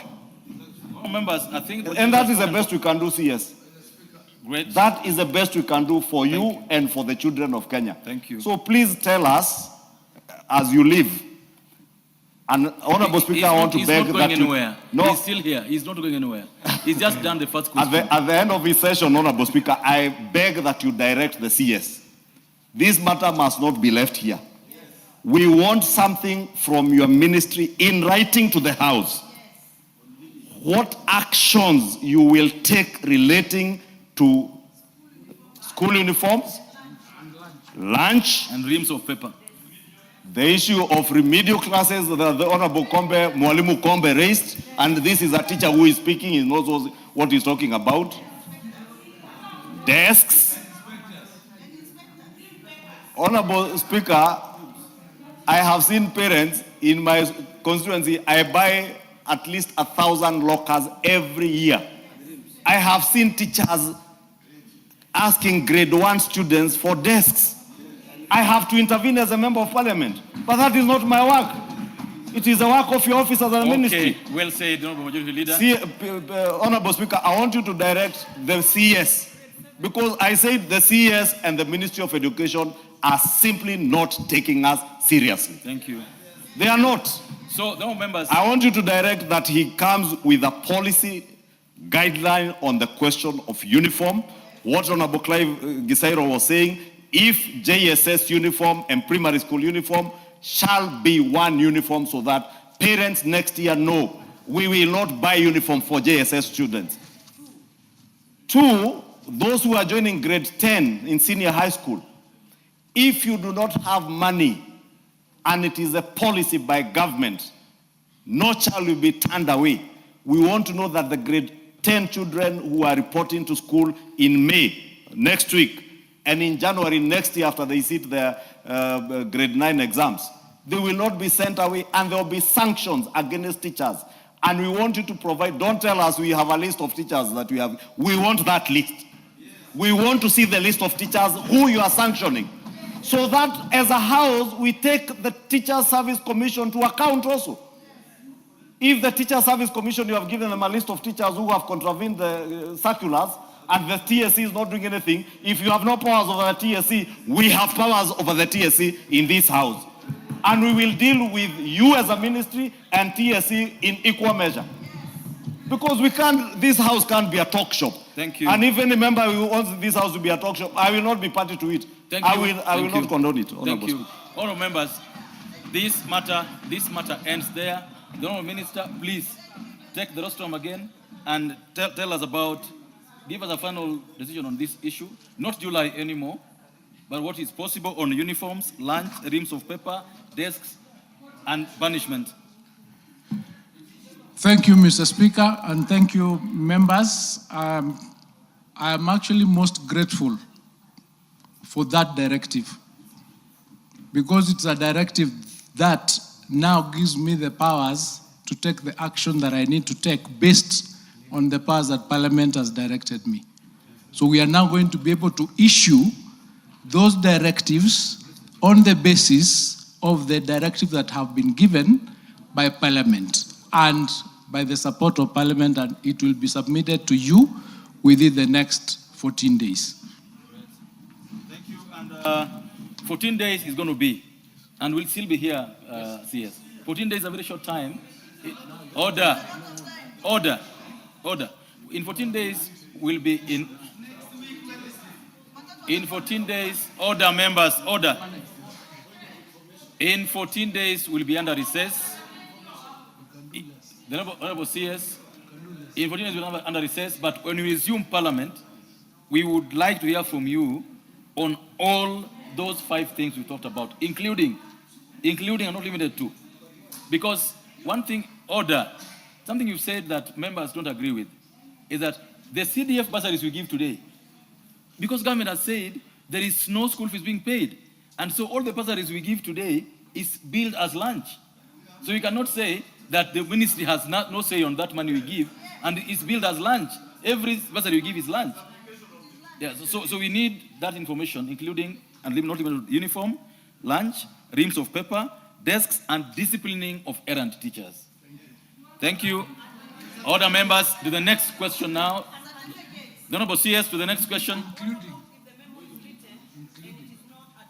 To the next question, CS, please go ahead. The next question. You have something on payment, invigilators and supervisors. On NEC.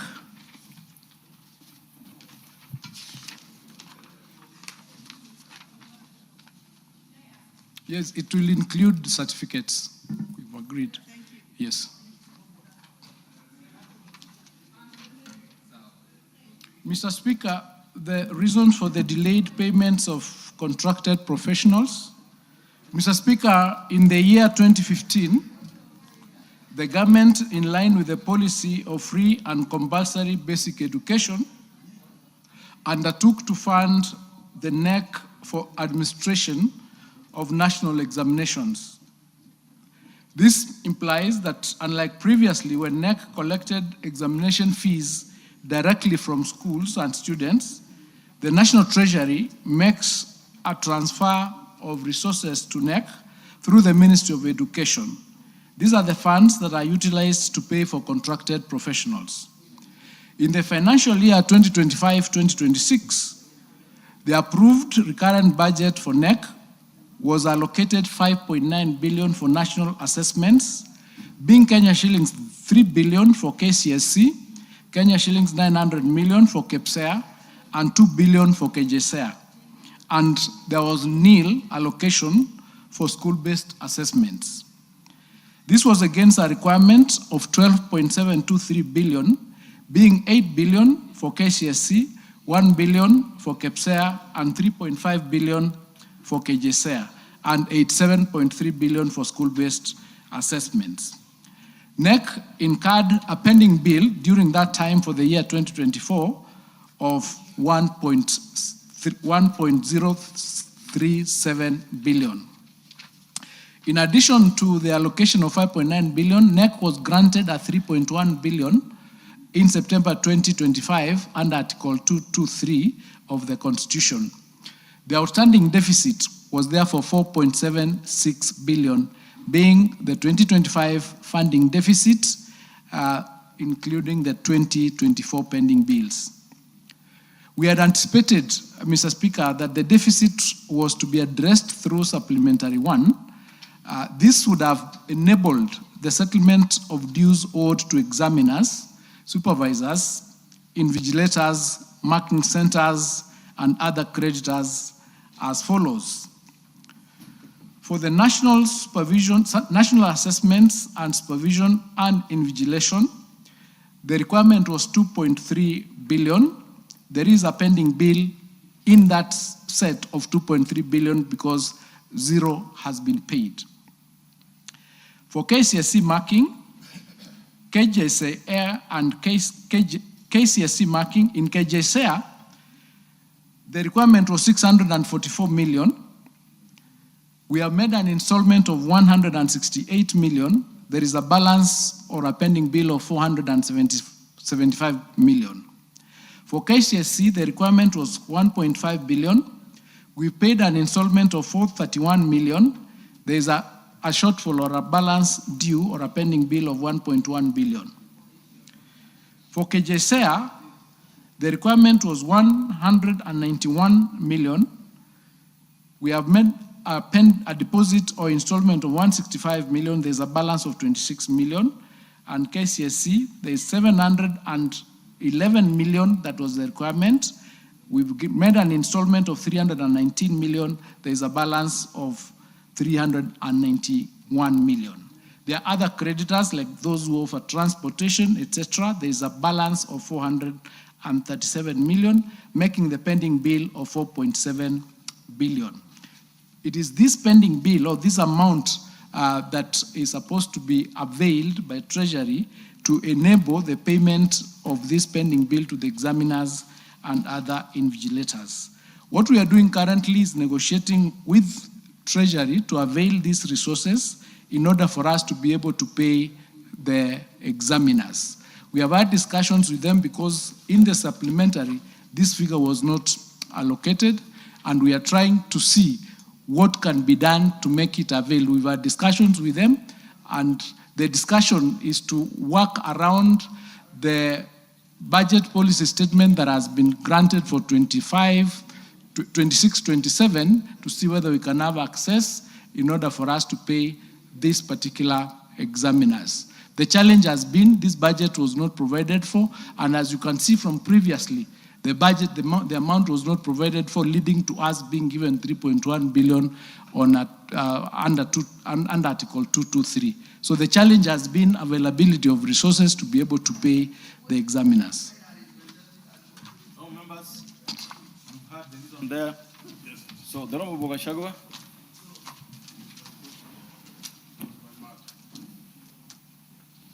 Thank you, Speaker, and thank you, Bwana CS, for that uniform issue clarification. Now, Mr. Speaker, in my constituency in Daragwa, I have a problem with the accreditation of junior secondary. There are some schools in my constituency. This is a chance for a follow-up question on the matter of payment of invigilators, supervisors, and examiners. It is not open-ended chance, so I would request that you ask a question related to this. Okay, well guided. Dr. Mboko, this wasn't a question in the manner you are saying. This was an issue raised in the plenary by the whole House. Go ahead. Go ahead.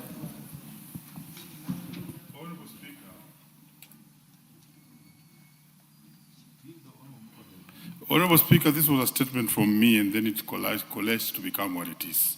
But then, that notwithstanding, the CS is not telling the House when he'll pay the examiners. He has told the House how much he owes the examiners and has broken it down very well. That in KCSE is the amount, The only thing he did not do was to give the totals, which I think are about 4-point-something billion. But he'll correct that because he's here. But he has not told the House, which was the matter, that invigilators who are teachers, whom we have been speaking about, whom are the ones we say we really need to deal with. I want to call upon this House, as we deal with those teachers, also speak for them to get their payments from Kenya National Examination Council. Because you are aware, Honorable Speaker, the exams were done way back in September, October, thereabout. To date, these teachers have not been paid. The CS is not saying when he'll pay, but he's saying he's negotiating with Treasury. These are monies that otherwise were already allocated by this House to Minister of Education. So the question is, when is the CS paying these monies to the teachers? Now that schools are opening and is a pending bill of more than 8, 7, 6 months before. And what is he doing to make sure that in future we don't have a situation whereby the teachers supervise exams in August and then they are not paid up to the month of April, as we are doing now? The CS must tell us when he's paying the teachers, because I'm aware teachers are now tired of waiting for this money. And they are not going to open school, CS, unless you pay this money, among other things that I'm aware of. Thank you. I'm aware of 2, 3 things. And it's very important that you pay these examiners their monies, because they already worked for you. And it is in your docket, not any other docket. So you must take responsibility. Thank you. Honorable Member for Molo. Thank you, Honorable Speaker. I want to do a follow-up question on this particular payment of teachers. And I want to see it as a matter of national security. If these teachers know they are not going to be paid for this number of months, there is a chance they will mark those exams not accurately. And the risk of having results that are not a true reflection of the performance of our students is a big national security in this country. We are going to have people who are going to be doctors without qualifications. We are going to have people admitted to do courses they cannot even qualify for because the exams are not well marked, Honorable Speaker. And not to forget, Honorable Speaker, most of us in this House who are as a result of school public education and academic performance, education is the only reason why we are at this stage in our life. Only because we got credible results. So if these teachers are not motivated to mark the exams correctly, and God forbid they decide to mess us up with the marking of these results, that would be a disaster. On the issue of, allow me, Honorable Speaker, on the issue of desks. I want to give an example I noticed in my constituency. I built 2 classrooms in a school. All of the classrooms we build in Bolo using NGCDF, we supply desks. So we build the classrooms and we supply the desks. Only for me to be called by the area chief that there is a student who has been turned away because he does not have money to buy a desk. And I'm asking, we have built the classrooms, we have built the desks, we have provided the desks. In any case, those people that are left from 4 or the other grade did not go with the desks they were sitting on. So this issue of teachers asking money for desks should come to an end for once and for all. On the issue of uniform, Honorable Speaker, Honorable Mushomba here has brought... Honorable Kimani Kuria, no, we can't do this. This is spent. But before you sit down, Honorable Kimani, you're going to get a chance next. But before you sit down, Honorable Kimani, I was hoping, because this is an area you are very well versed with, I was hoping that this is a perfect example where, for the first time, Parliament, not the executive, Parliament will move for using 223. Why must we wait for the ministry? I was hoping that you would advise us as Parliament that at least for the first time Parliament would be suggesting to the executive that this is a fit case for 223. What do you think about that? Thank you, Honorable Speaker. I will take it up as the chairperson of the Departmental Committee of Finance and National Planning and raise this with National Treasury. In fact, we have a meeting with them next week on the Sovereign Wealth Fund and some other business relating to this House. And we'll raise up with them. They should use Article 223 to release this money. The same way they're using Article 223 to build roads. There, can Parliament itself sitting today ask for it without going to Treasury? The Parliament is a budget-making house. The power of using of execution of 223 lies with the Cabinet Secretary for National Treasury. But there's nothing that will stop this House as a budget-making house to start the initiative and do a resolution. Thank you. From this particular discussion, that direct that National Treasury should use Article 223 to disperse these monies for these particular teachers. And perhaps this is one of the resolutions that this House should resolve today. You should read that resolution and we put a vote that National Treasury be forced to use Article 223 to disperse money so that our teachers can be paid, because the matter of national exams is a matter of national security. Thank you. Mukunji. Thank you, Honorable Speaker. And while I'm putting my word on the use of Article 223, Honorable Speaker, I also would like to hear a very clear apology from the Minister to the teachers that marked the exams and they never got, Honorable Speaker, their pay. Honorable Speaker, my mother and father-in-law are teachers, and they are among the people who went to mark exams and sleep in very, very dilapidated places, Honorable Speaker, for close to 1 or 2 weeks. Honorable Speaker, this is one of the most unfair things that has happened to this country. We cannot continue treating teachers, Honorable Speaker, like second-generation citizens and workers in government. Teachers cannot be crying about their pay. They cry about their allowances. They cry about their healthcare system, Honorable Speaker. And we are here almost clapping to the Minister, Honorable Speaker. The Minister must rise and apologize to the teachers.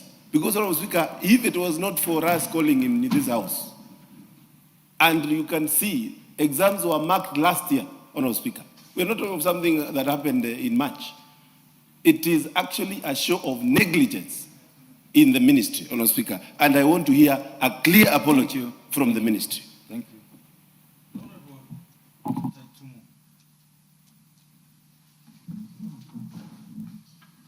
you. Thank you, Honorable Speaker, for this opportunity. Marking exams is a cost. Supervision, invigilation, printing, and everything is a cost. It is the government that it is this House that appropriates money for the exams, or rather the government pays for the exam.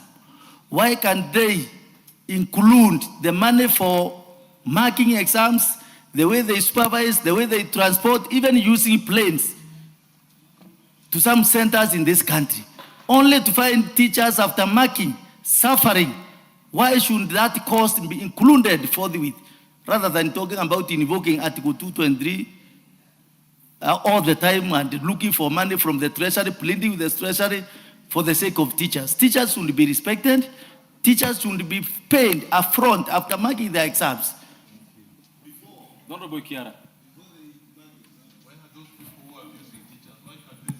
Honorable Speaker, examination marking and preparation of examination is an annual event. It is something that is known year in, year out, Honorable Speaker. And when the CS sits here and tells this House they are looking for money, and this is work that has already been done, Honorable Speaker, the teachers of this country cannot continue suffering under a system that is not well structured to ensure that the examiners are paid their dues immediately after executing their work. Honorable Speaker, teachers are not taking it lightly. They cannot be going to the streets to demand what is rightfully theirs all the time. Honorable Speaker, I want to challenge the CS and say, where you get money, let teachers be paid before they embark on another journey of being examiners again from September onwards. Honorable Speaker, thank you. The Honorable Mase. You want to speak on this? Yes. Thank you, Honorable Speaker. Honorable Speaker, picking up from where Mheshimiwa, my friend, has left from. The expenditure for payment of invigilators is not an unforeseen expenditure. Actually, we shouldn't even be using 223 to pay invigilators, Honorable Speaker. Honorable Speaker, this is an expenditure that should be planned for, just like salaries for teachers. just like SHA, just like any other expenditure within the ministry. So for us to sit here and for teachers to continue suffering after marking exams last year, and we are talking of looking for money, Honorable Speaker, we are not serious. Thank you. And I want to say even us, we must take blame as this house. In the supplementary estimates, I am a member of the Education Committee. The figures were there, and our chair submitted the budget proposal to the budget committee of this house. Why were the money for payment of invigilators not prioritized and given money just like all other functions that we provided money for? Thank you. The Honorable Kombe. Thank you, Mr. Speaker. Mr. Speaker, I believe the money for the examiners is always budgeted for. And if that is not true, let the minister tell us it is not true, and what plans has he for the exams or the examiners that are going to mark the exams this year? Is there a budget for them? Let us know. Thank you. And let action be taken. The Honorable Passaris. Thank you, Mr. Speaker. Mr. Speaker, I think, you know, when we as leaders from the executive and parliament throw at each other accusations, then we don't get into the right direction. I believe that we are the ones who are, you know, listening to Mary Amase, if the budget was put, and I'm sure the ministry did not make a mistake and not put the budget for the things that they wanted. But if then, when the Committee of Education says this is what needs to be approved, and then it goes to the Budget Committee and other things are prioritized, then again, the ball falls back to our own parliament. So I believe that while we're here interrogating and demanding action and attention from the CS of Education, we also have to take responsibility to ensure that we provide adequate budgets. And then if we have provided adequate budgets, then we can actually say we provided the money, why hasn't it been paid? But if we didn't provide the money, surely, where is he going to pay it? The Honorable Dr. Mutunga. Thank you, Honorable Speaker. Honorable Speaker, I associate myself with the comments and questions by my colleagues. And I want to start to take a slightly different approach, Honorable Speaker. I know this question might have been asked some times back, but as we evaluate examination and the quality of examination, and as we evaluate the future of education in this country, the future of professional development in this country, and as we look at CBE, Honorable Speaker, I would like the Minister to comment and tell us whether the assessment that is going on at various stages, at grade 6 and grade 9, and I don't know whether there will be another one at grade 12, whether these assessments are actually the same or better than exams. The other issue, Honorable Speaker, has to do with teachers who turn politicians when the time comes. We are going into the political season. And we would like to know the disciplinary mechanism that the ministry uses. Because, Honorable Speaker, I have on a number of occasions protested to the ministry about these issues. Teachers becoming politicians, abandoning schools, and even fighting existing members of parliament. Honorable Speaker, can the minister tell us how is the discipline? Honorable Karoli, do you want to ask a follow-up question on this? Okay. So then, the Honorable CS, you've heard the questions, and include there whether these monies that you are saying you don't have, were they budgeted for? Because I don't agree with the issue of supplementary. Did we have this in the main budget, 2025, 2026?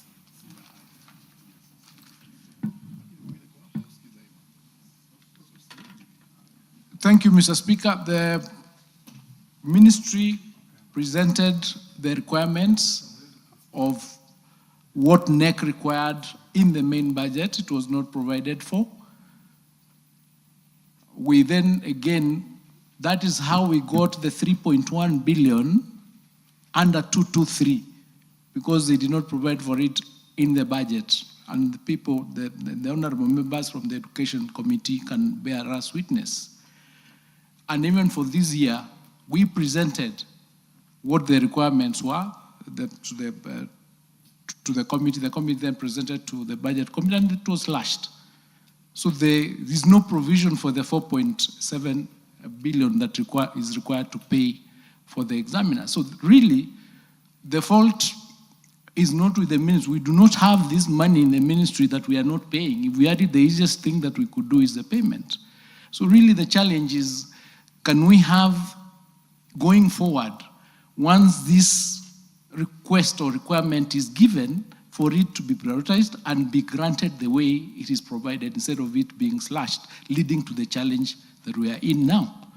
So the money was not budgeted for, in the sense that it was slashed after we did the presentation. And that is the perennial challenge we've had previously in NEC. And that is... CS, I want us to get this clear, because this has to stop. We can't have you answering this question every single year. Yes. Yeah. So, at the sector level, when the budget for 25-26 was brought to this House, had the money been slashed at your sector level by the Treasury, or it came to Parliament with the money is there and Parliament removed? I would like to know that, because saying Parliament slashed means that this money was already there. At the sector level, because we know how the budget process works.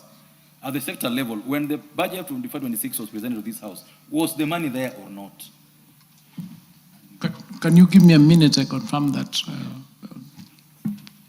Go ahead as they confirm. You can answer the rest of the question as your team. Well, the question is simply just that we are ready to pay, the money is not provided for, it's not there. So what we've been doing is negotiate with Treasury to see what else can be done, including requesting them to provide us with those resources under Article 223. That's what we've been doing. And so the monies you're saying you've received, how do you then decide who you're paying and who you're not paying? When you receive 160 million against 600 million, who then has to be paid first? How do you decide who's going to be paid first and who's going to be paid last? Then Bomboko, you have... So let me speak to this. What does the minister mean by the word negotiating? Exams were done. Teachers supervised and marked. The ministry is negotiating with Treasury to see whether, if it can pay or not. That's not a statement from that's not a serious statement. I don't want to demean minister, but minister must speak to this, and you are asking him at the sector level, is this money in the budget? That's a very important question as a beginning point to see how we shall move forward with it. Because Mary Massey said something very important, and all of us know this. All of us know that every single year there will be exams. That every single year there will be invigilation, there will be supervision, there will be marking, and there will be all these things. This has become a crisis every single year. CS, I hope you've gotten your answer back. Please proceed. At the sector level, the budget was there, it was slashed by Treasury. Yes. Not by Parliament. Not by Parliament. Okay. Yes, Honorable Massey. Honorable Chair, I was a former member of the Budget Committee. Correct. When the ministry, when they share the cake at the sector level, the ministry is given a ceiling. So it is up to the ministry to prioritize their functions. So if they bring a budget proposal to the committee, having prioritized this particular expenditure, then it will go through. But most of the times it also comes to us as a wish list. When you take it to the budget committee, a wish list, and you expect the budget committee to look for the money from heaven to give it to you, also it becomes a challenge. Thank you. The Honorable CS, this is the position that we are in, all of us. That the ministry knows that this will be a crisis and money will be found. That's what the ministry does every single year. So you pend it, you let teachers cry, it becomes a crisis, then now you have to look for money. It's a bad way of doing things. It has to stop. Speaking from the chair, I want to direct that within those 14 days, that you said you're going to bring us a report on the uniforms and the rest. We would like to know when Parliament resumes from recess from you, there's a direction, how far you'll have gone in getting money for paying teachers in 14 days. 14 days.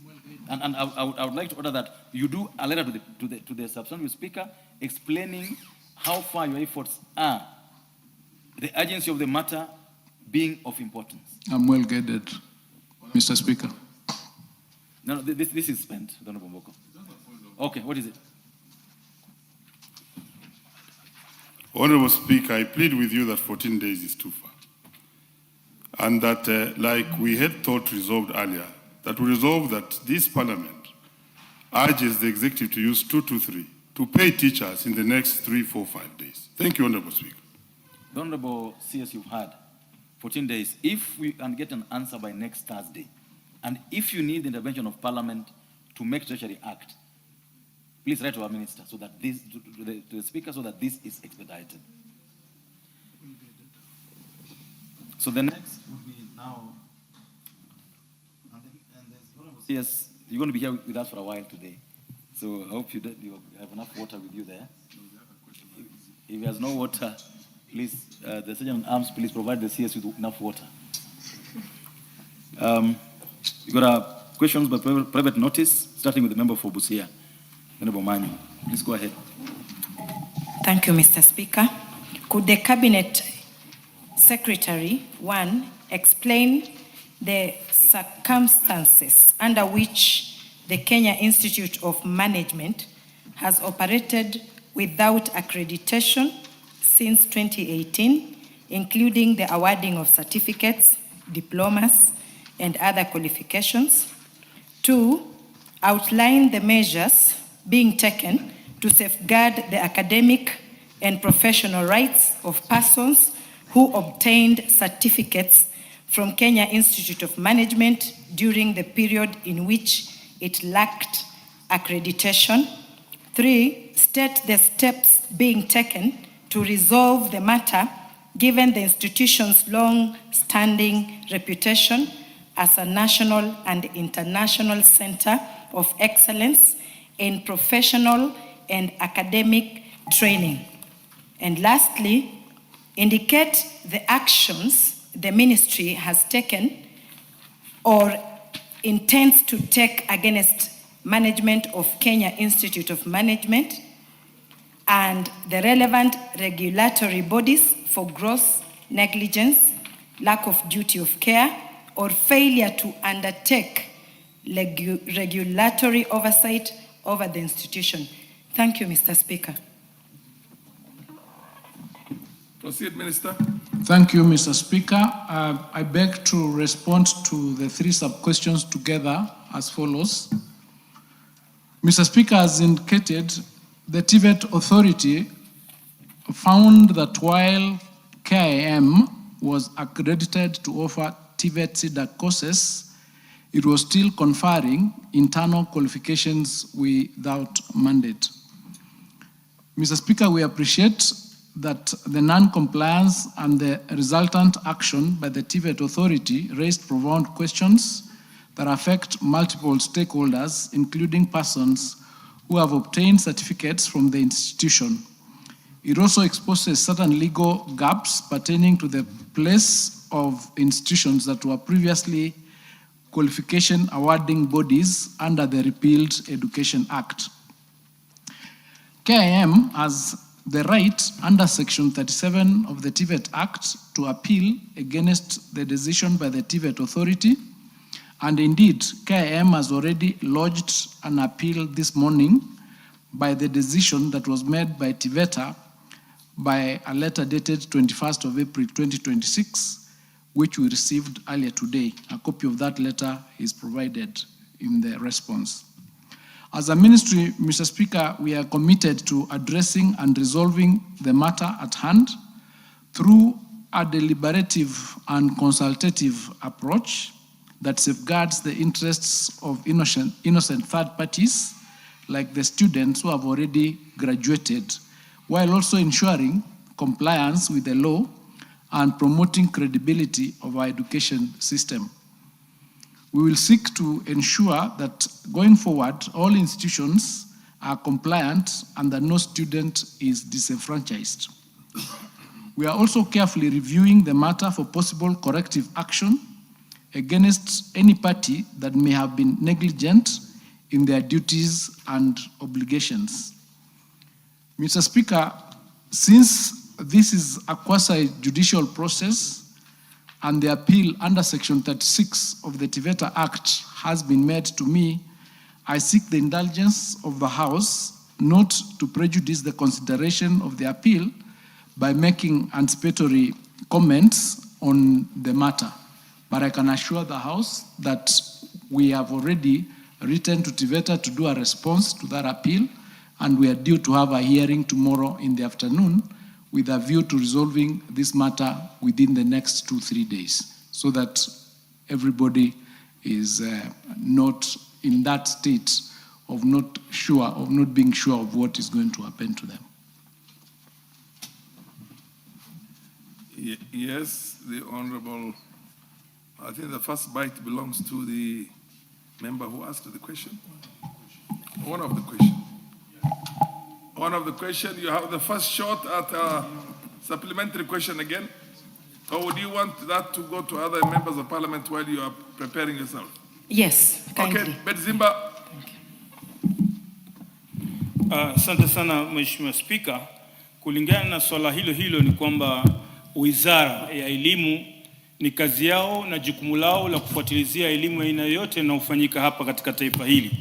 Na ni hatari sana kwa matangazo yaliyotolewa kwamba kuanzia mwaka 2018 zile shahada zote zilizotoka ni gushi, na kuna wengine wanafunzi wale walihitimu hapo wameajiriwa. Sasa imekuwa na utata mkubwa kulingana na tumia shahada ambayo matangazo yanasema kwamba ni gushi. Mimi ningeomba wizara, wakati wale wametia appeal kwamba izungumzwe, itoke na statement, itoe taarifa kwamba zile shahada wanafunzi walizokuwa nazo ambazo wanazo hazijafutiliwa mbali mpaka appeal hiyo ishe, ili wale watoto, wale wanafunzi waendelee na kazi zao. Wazazi wameuza mashamba yao, wazazi wameuza mali zao kwa sababu kufundisha watoto wao. Ndio sababu ya uzembe wa wizara.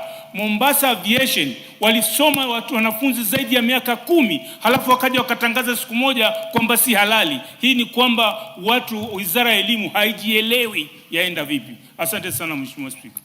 Kabla hajajibu waziri, huwezi kuchanganya Kiswahili na Kizungu. Ukisema mpaka hiyo apili ishi, hapana, mpaka hiyo rufani ishi. Endelea Mheshimiwa Waziri. I'm totally in agreement with the honorable member that the certificates that were issued between the 2018 and the time we'll make the decision are valid certificates, and we're going to deal with that in the appeal, and we'll be making our comprehensive statements on it. That is the position. So I'm just saying that we'll look at the whole issue and we'll communicate in the next 2 days on the position of all those certificates, including what steps we are going to take to ensure that KIM complies with the law. Thank you. Yes, the Honorable MP for Funyula. Thank you, Honorable Speaker. Many of us who have known KIM for many, many years were really taken aback. We were shocked to the core. Many who have collaborated with them in many training sessions on corporate governance and the rest. But nevertheless, probably this is also an indicator and an eye-opener. And we want the Ministry and the Cabinet Secretary to come out very clear. There are so many private institutions and colleges in this country that operate like TVET. Now, members of public are going to become afraid. Does it mean quite a number of these private institutions are not duly certified to offer those diploma courses, certificate courses, and short courses? What's the fate? We need to be very clear. Do we need to go, when you go there, need to ask for the certificate? Or is there a repository where a member of public can go and check and ascertain whether this is a public certified institution or this is a private institution that's not certified. Thank you, Honorable Speaker. I suggest, the Honorable Minister, you take a few questions and then you answer them together. Anybody else? Yes, yes. Mheshimiwa Kaloleni. Is it Kaloleni? No, Magarini.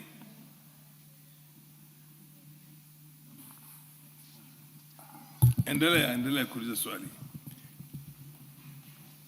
Asante Mheshimiwa Spika. Sikuwa nanuia kutumia Kiswahili, lakini vile umenianzishia, wacha niendelee. Mheshimiwa Spika, swali langu linaelekea kwamba rufaa imekatwa, na ikizingatiwa kwamba rufaa iliyokatwa huenda ikachukuliwa au ikakataliwa. Iwapo imekataliwa, kuna mikakati gani ambayo itachukuliwa kufidia wale wanafunzi ambao wamekuwa katika chuo hicho mpaka sasa? Asante Mheshimiwa Spika. Swali la tatu, Mheshimiwa, uliza swali lako pia. Thank you, Mr. Speaker. I'll talk in English. What baffles me, Mr. Speaker, is that I am sure that there are some students from Kenya Institute of Management who underwent interviews at the Public Service Commission, our public employer, and were given jobs. What does that say about our public institutions and the salaries that they may have earned? Thank you, Mr. Speaker. Honorable Minister, you could answer those three questions, and then we take another round, one last round on that matter. Thank you, Mr. Speaker. The TVETA Act came into operation in 2013. It was actually passed in 2013 and came into operation in 2015.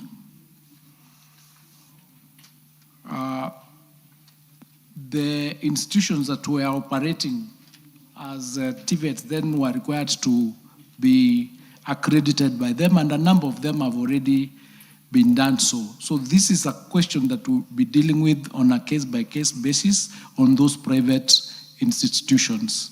But with respect to KIM itself and the certificates that the students got from 2018 and the period within which it was operating under legal order, those certificates are valid. The appeal that we'll be dealing with is an appeal with respect to compliance going forward. So that is something that we already seized, and as I said, within the next 2 days, we'll issue a comprehensive statement to ensure that there is no person qualified under KIM with a certificate or employed by public service through the certification of KIM is disenfranchised. But we are dealing with that and we'll be issuing a comprehensive, and I requested, Mr. Speaker, that because the appeal is specifically to me under Article 36, let me not preempt what is going to be dealt with tomorrow. You are allowed to see that statement by Friday. Just to be able to clear doubts on that. Yes. If my memory serves me right, KIM has been in existence from the 80s, I think, even beyond, from the 50s. Now you mentioned from 2018. Does that not affect the ones who were issued with certifications before 2018? You better clarify that. No, this is after the Act came into operation, okay. The TVETA Act, and that required accreditation. Before that, everything was, they were award providing institution properly. So it's just a small thing that requires validation, and we are going to be able to sort that out. I just want to tell the parents and the students not to worry. We are going to resolve this matter in the next 2 days. Does that answer your question? No, Speaker, you are not seeing this way. Order, honorable members. I'm just wondering, does that cover the three questions that were asked? Could you, the Honorable Minister, could you cover the question of the Honorable Member for Ganze? It was on the issue relating to, I actually answered it on the issue of what would happen if the appeal does not succeed. And yes. I was trying to... Yes. Yes, fair enough. You're right. I think that's properly covers. Yes, the honorable member for Teso South. Yes. Proceed. Thank you, Honorable Speaker. Honorable Speaker, KIM College, famously known as Kim College from where I come from, because I think I've had a number of students there as well. It's a college that has been there for many years, and I have known it to be a very reputable institution. But the question I want to ask the ministry, doesn't the ministry have a system for continuous assessment and supervision? Because if you have such a system, why should it take you more than 8 years to realize or to discover that this institution is offering courses that are not accredited? Thank you, Honorable Speaker. Yes, I'll take one more question and then we go to the next question. Honorable, questioner. Questioner, proceed, please. Thank you, Mr. Speaker. Yes. I am only worried of one thing, because students and parents have already panicked. The assurance that I needed from my questions was about the credit transfer in case the appeal does not go through. So students do not drop out or give up or just go into something that shows they are not interested in. You're making a presumption of something that has not been determined. So to say, in case the appeal does not go through. Because they have appealed. Yes, but then The what makes you sure that the appeal could be? Okay, the CS should still give The hope. CS has given a lot of assurance in many words.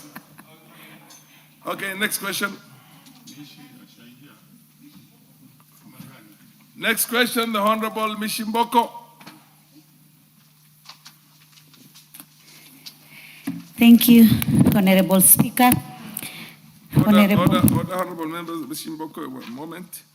The Honorable question number 007 by the Honorable Robert Mbui is, why are you sure that he's on his way? This question is deferred to another date. Proceed, the Honorable Mishimboko. Thank you, Honorable Speaker. Honorable Speaker, could the Cabinet Secretary, 1, provide the strategies put in place by the Ministry in collaboration with the Teachers Service Commission to alleviate teachers' shortage in Likoni Sub-County, noting that the Senior School Competence-Based Education, CBE, has already been rolled out. 2, state the current number of students and teachers on permanent and pensionable terms deployed across primary, junior secondary school, and senior secondary schools in Likoni Sub-County, including how these figures compare with the prescribed ratio. 3, specify the timelines for addressing the identified gaps in staffing of teachers in schools within Likoni Sub-County. And 4, outline the measures being undertaken by the ministry to enhance staffing and upgrade institutions in Likoni Sub-County to at least 3 Cluster 1 schools. I thank you, Honorable Speaker. Minister. Thank you, Mr. Speaker. The Ministry and the Teacher Service Commission remain committed to ensuring that all public learning institutions are adequately staffed to support effective curriculum implementation and quality learning outcomes. In addressing the concerns raised regarding teacher shortages in Likoni Sub-County, among other public schools, we continue to implement targeted interventions aimed at bridging identified gaps. These interventions include 1, progressive recruitment of additional teachers. Teacher Service Commission annually seeks budgetary allocation from the National Treasury through Parliament for recruitment of additional teachers to reduce existing shortages. 2, replacement of teachers exiting service. The Commission continuously replaces teachers who exit service through retirement, resignation, dismissal, or natural attrition to sustain staffing levels in schools to maintain teacher establishment. Number 3, staff balancing through transfers. The Commission undertakes redistribution of teachers from relatively well-staffed schools to schools experiencing acute shortages, including institutions in Likoni sub-county. Number 4, retooling of teachers for CBE implementation. Nationally, over 3,000 teachers have been retooled to handle grade 10 and senior school pathways under the competency-based education framework, and some of these teachers are stationed at Likoni sub-county. Number 5, teacher training in new learning areas. The Commission has had engagements and advised universities and teacher training institutions on merging learning areas such as marine technology, sports science, theater and film, music and dance, among others. Number 6, development of new staffing norms. The Commission has also developed staffing norms for primary, junior and senior schools to guide equitable deployment and utilization of teachers to align with the competency-based education. Mr. Speaker, the current staffing position in Likoni sub-county is as follows. For senior school, we have an enrollment of 5,666 students or learners with a teacher requirement of 229 teachers, with the teachers currently on duty being 190, and therefore there is a shortfall in senior school of 39 teachers.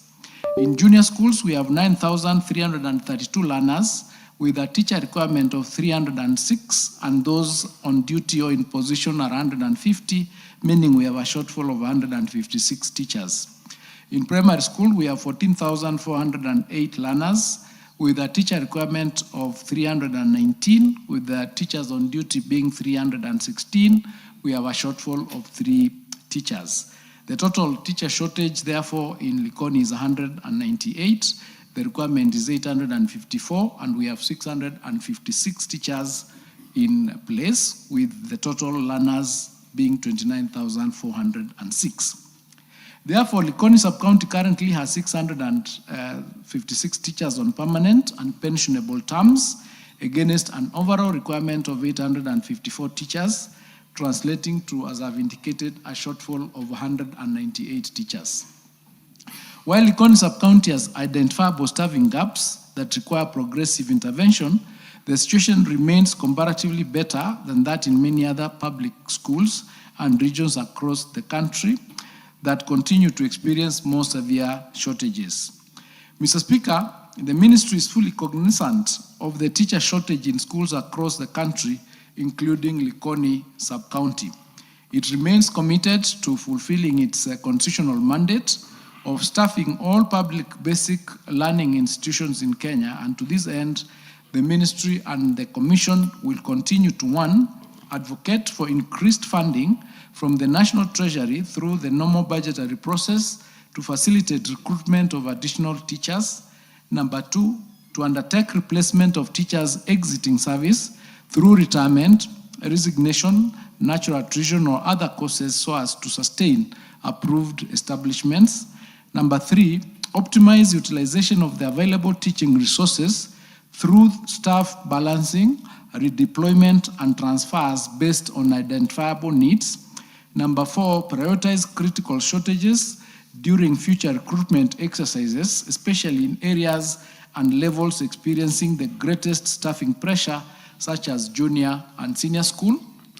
Number 5, strengthen teacher preparedness for CBE through continuous retooling and capacity building to support effective curriculum delivery. Number 6, apply approved staffing norms in planning, deployment, and equitable distribution of teachers across institutions. And number 6, integrating technology in education to optimize the utility of the teaching resource. Implementation, Mr. Speaker, of the above measures remain dependent on availability of exchequer funding and approval of additional teaching posts through the government budgetary process, and we appeal for support from this August House in this regard as we continue to do this. Mr. Speaker, regarding the upgrade of institutions to Cluster 1, I wish to indicate that the Ministry will regularly review the current categorization of senior schools, including in Likoni sub-county, with a view to ascertaining their improvement in terms of infrastructure and preparedness for the various pathways and therefore reclustering them. Currently, the sub-county has only one cluster, one school, the Likoni School for the Visually Impaired. Thank you, Mr. Speaker.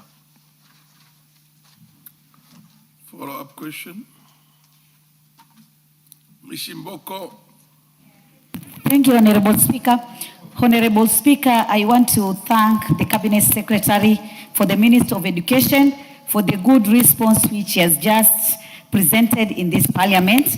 But Honorable Speaker, I need just to get some clarity on what measure they're going to put in place to employ affirmative actions in terms of placing teachers, because the government had done a lot of recruitment of teachers.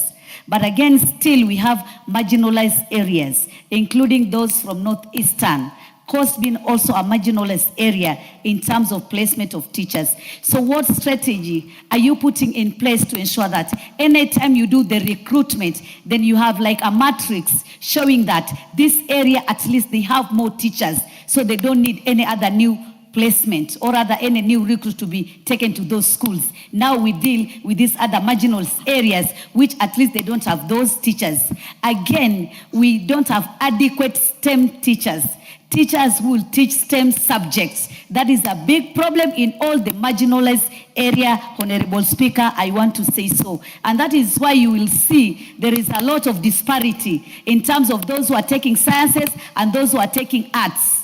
And this is because the availability of the teachers who are teaching STEM subjects. Honorable Speaker, I want to say, whatever the Cabinet Secretaries has said, it's so sweet, it is so good. But the issue it is implementation, and how and what kind of formulas are you using to ensure that there is fairness in terms of distribution of teachers in all the 47 counties in our Republic of Kenya?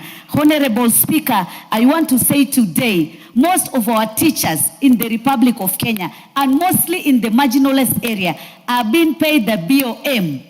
And it is the parents also who are being told that you have to pay this, you have to give this amount, because now we have to pay these teachers. These teachers are under PTA, these teachers are under BOM. We don't understand. So I think going forward, we need to have a proper formula. We need to have what we call affirmative. And that affirmative should be open. There must be some accountability and some transparency, that we have an inventory just showing this region, at least now they are done, they are okay with the teachers. Now we have to go to this other region that they don't have those adequate teachers. Because now in terms of performance, other regions, we just remain behind. We just lag in terms of performance because we don't have those teachers inadequate, so that we don't have adequate teachers, that is, so that we can have our performance in a good way. Honorable Speaker, I just want to appreciate, but I just want to say that these things should... And then the Honorable Lomboko. Yes, Milemba. Yes, Honorable Speaker, thank you. Just to support Mishi, what is the ministry putting in place in collaboration with Teacher Service Commission? And it should not be like they cannot manage and work with Teacher Service Commission. That working formula has been there even when we were in school under the PDs and PEOs. To make sure that the marginalized areas mentioned, not only Likoni, but even the environs in the northeast, the Manderas, come to Wajir, come to Garissa, because I've been able to move in all those places. And then go to Lamu areas where we don't have teachers put there, and Tana River areas and all those places, that they actually get a fair share of appropriation of teachers. And you should bring that answer to this House in collaboration with Teacher Service Commission. Number two, there is the issue of the teachers in what Mbishi talked about in the junior secondary. You know, Honorable Minister, we don't get you all the time. And you know very well that there's no proper working conditions in that junior secondary level. And there's a lot of push and pull. And we asked you this question in Naivasha, but I repeat to ask you now that you are in the House, that what are you doing within the space of the ministry to make sure that that junior secondary school starts operating independently, so that we kill that push and pull that is making quality not operate. And we cannot bury our heads in the sand for a very long time as when we know very well that the system is not operating. So what are you doing to make sure that that sector is operating independently, what is famously called as the autonomy of that sector? Because we may not run away from that issue. We are leaders and we need to deal with that. Then finally, Honorable Speaker, there is the issue of the teachers. This is your sector, Honorable Minister. And the courts were very clear when they made a ruling that that was the Court of Appeal, not an ordinary court. Court of Appeal is a very serious court. Went ruled on the issue of employment of interns. And currently we have 44,000 of them. And they said that is illegal. Teacher Service Commission is under your ministry, CS. Tell us which steps are you taking to make sure that all the 44 interns are made permanent and pensionable, and you stop that policy because it has been made illegal by the Court of Appeal of Kenya. Thank you, Honorable Speaker.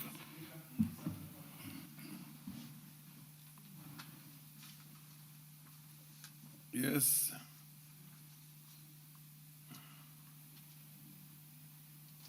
Give the lady the, yeah, go to the next one.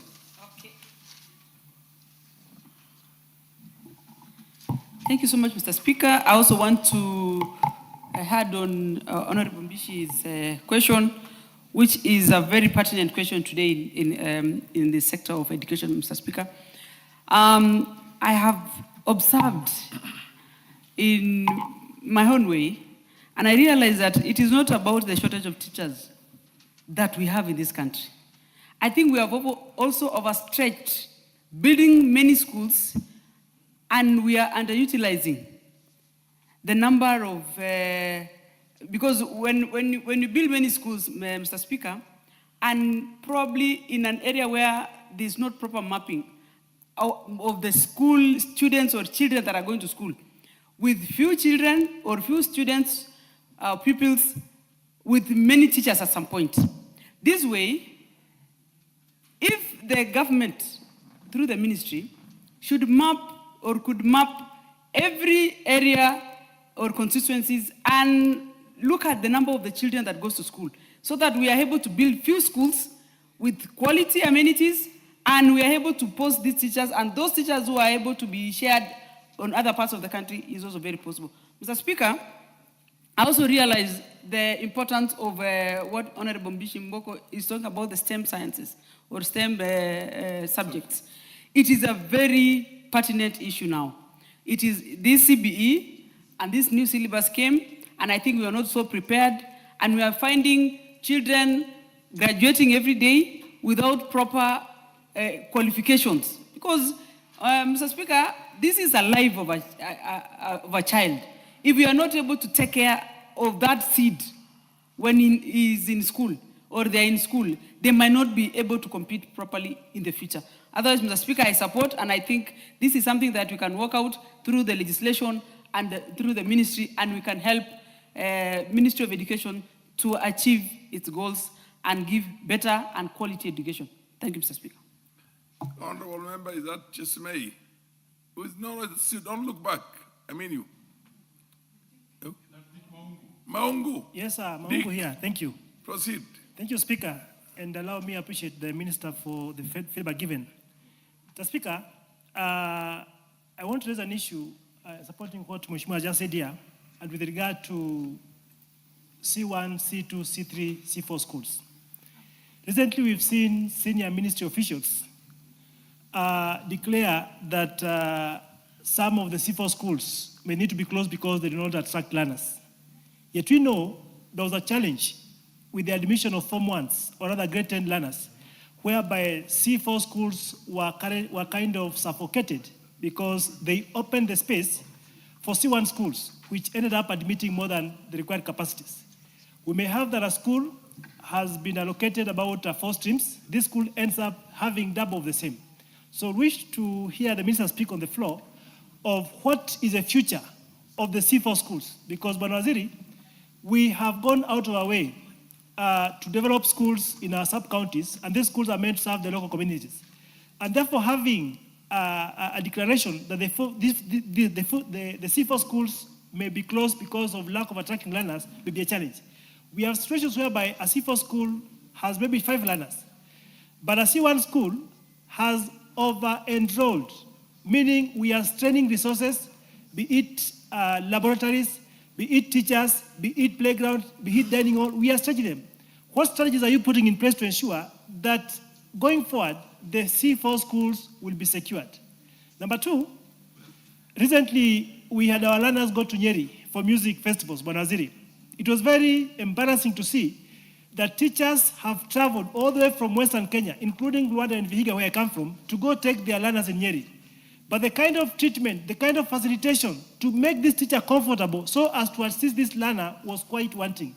I wish to hear you come strongly on the same, because we find that teachers actually participating in core curriculum or extracurricular activities are not well paid or taken care of to ensure that they kind of watch over, mentor, and really bring this, because sports play a great part. Lastly, when CS, you may have talked about this. I've received several messages from examiners. I continue to receive them here, that our money, these guys were contracted, they did what they were supposed to do. To date, as we speak, despite the supplementary bill passing, they're still crying. Can you actually go out on record what is the fate of the examiners who gave their time to mark exams? I submit. Thank you.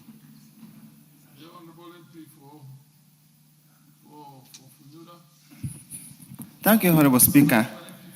Please confine, don't make a speech. And I'm not going to make a speech. Just ask a question. Honorable Speaker, I was in the village last weekend, and about four or five fairly middle-aged men came to my compound, and they all carried TSC registration numbers. They are 45, 44, 40-something. They have never been employed by TSC. So one asked me, Mheshimiwa, will I retire before I feel the sweetness of salary from TSC? Can the ministry initiate an affirmative action to mop out these men, or women and men over 40 years, some who graduated as early as 2012? It is very dehumanizing. It's very demeaning, Honorable Speaker, to see somebody standing in a funeral with a TSC employment letter handing over to somebody who has not even graduated. Yet a man who is over 40-something years is languishing in the village, teaching under bomb arrangement where they're only being paid 1,000, 2,000. You know, you kill the spirit. You made your point. You kill the spirit of a man. Dr. Ali, you made your point. Don't do an overkill. Here's the last one by the MP for Magarini. Thank you, Mr. Speaker. And ask a question for God's sake. Don't give a speech. Yes, I'm asking the question. Mr. Speaker, I would want to hear from the minister the question of balancing teachers in Kilifi County. There are areas which are overstaffed, and there are areas which are understaffed. And teachers have taken too long in some schools, over 7 years. When they ask for transfers, they are never transferred, and yet other schools are suffering. 2, there are areas where teachers do not want to go and teach there because they are hardship areas and they are not given hardship allowances. What is the ministry doing to take care of such areas? Thank you. That's the last one on this question. Minister, proceed and answer those questions. Thank you, Mr. Speaker. In terms of ensuring that we have affirmative action with respect to employment of teachers in marginalized areas, the staffing norms of TSC has a provision to ensure that in the marginalized areas, affirmative action is taken when the teachers are being employed. And the recruitment of teachers is progressive, and they are working towards ensuring that there is equitable distribution of teachers across the country. The distribution, for example, of senior teachers is also taking into account issues with respect to the specific pathways that would include the STEM, social sciences, sports, and arts. And in terms of the recruitment going forward, because of the number or the percentages of students taking the various subjects, now we have seen that 60%, almost 60% of students are taking STEM, which means going forward, as we recruit teachers, 60% of them should be given to teachers with the STEM capacities, and the other, there's 38 or so percent are doing social sciences, and 10% are doing sports science. So the recruitment is supposed to be proportional to the subjects that the students are taking in terms of the distribution. But it is true that in some areas we have a large number of teachers, and in other areas they are not teachers. So what we've agreed with TSC is to rationalize, do a mapping and rationalize the redistribution and harmonization of those particular teachers to cover the country. So the question of affirmative action, it exists and it is being applied. There is an important question, I think, that a critical question that has been asked by Mheshimiwa Maungu with respect to the C1 to C4 schools and the C4 schools that do not attract maybe a good number of students. And we know that what happened is because most of the schools did not have Form 2s, they declared a higher capacity of the students that they could take.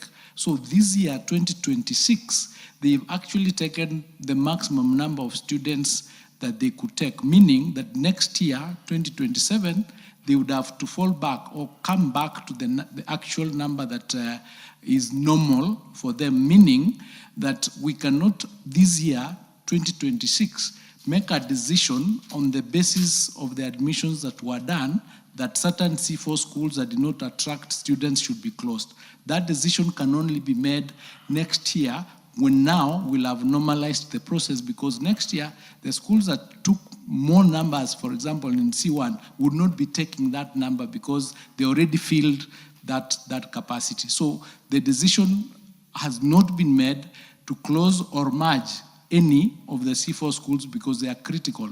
In fact, 60% of the students that were admitted to our schools were admitted to C4 schools, C4 and C3. So those are the most important ones, and we are not closing any of them until next year, when now we'll have rationalized and people would have come back to their normal numbers that they have in terms of the facilities that they have. So that is not going to happen this year. So we wait until that time, because we already have Form 2s, Form 3s and Form 4s, and then that's when we'll be able to make that decision, not this year. So I just wanted to ensure that is sorted out. With respect to the issue of drama and music, because we have now moved to ensuring that sports, arts is part and parcel of the mainstream study, we've been directed to ensure that the budget for that particular provision is not dealt with like extracurricular, where you are looking for resources from outside to be able to support it. It is going to be mainstreamed so that the support to the teachers, the work that they do, the promotions that are required to be done will take into account their role in handling music, in handling drama, in handling that aspect of sports, so that we do not disenfranchise them, because now we have mainstreamed. So the budget is going to be mainstreamed in the main budget of the institution, and these are not going to be extra or co-curricular. They are part and parcel of the programs. There was a question with respect to the autonomy of JS that keeps coming up. The Presidential Working Party did indicate that we are going to have a system called a comprehensive school, where JS is domiciled in primary schools under one head of institution. So as I indicated in a version, I'm indicating it now, there is team that is working on how that coexistence is going to happen in those institutions, taking into account the various friction points that have been raised by the junior school so that it is handled. So that team is working on a paper, and after that paper is done is when we will see what are the proposals to support what the Presidential Working Party recommended. How do we implement it without causing friction within the junior school and the primary schools in which? Just for the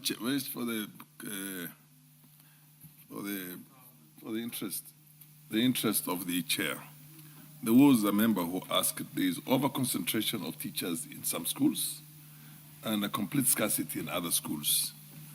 What does the ministry intend to do to create this, rather to address this imbalance? Not that we don't have sufficient teachers, but it's that in some schools they do very few lessons, in other schools they're non-existent. So what happens?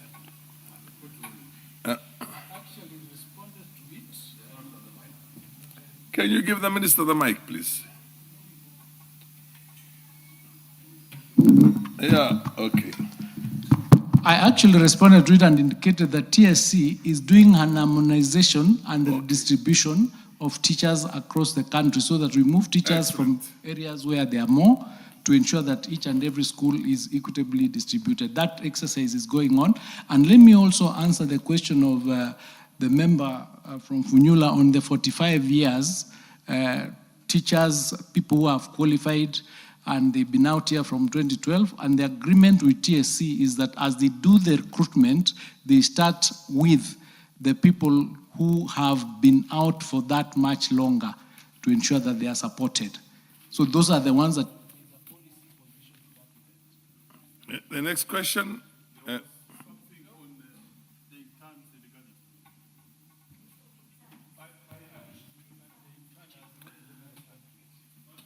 Hardship is quite a wider issue. I think it's been asked here, and it's not fair just to order. Hardship cuts across all, and I don't think the minister, that matter has been addressed many times here. The only thing is the question, the issue that was raised by Mboko, which was in tons, the illegality. Order, it will be answered here. Next question, honorable members, the next question is a question that was asked, filed by the Honorable Basil, but Basil has nominated the Honorable Learned Counsel Karoli Omondi to ask on his behalf. So proceed, next question. Thank you very much, Honorable Speaker. I rise on behalf of the member for Yatta, Honorable Robert Basil, to ask the following question. Question number 009/2026.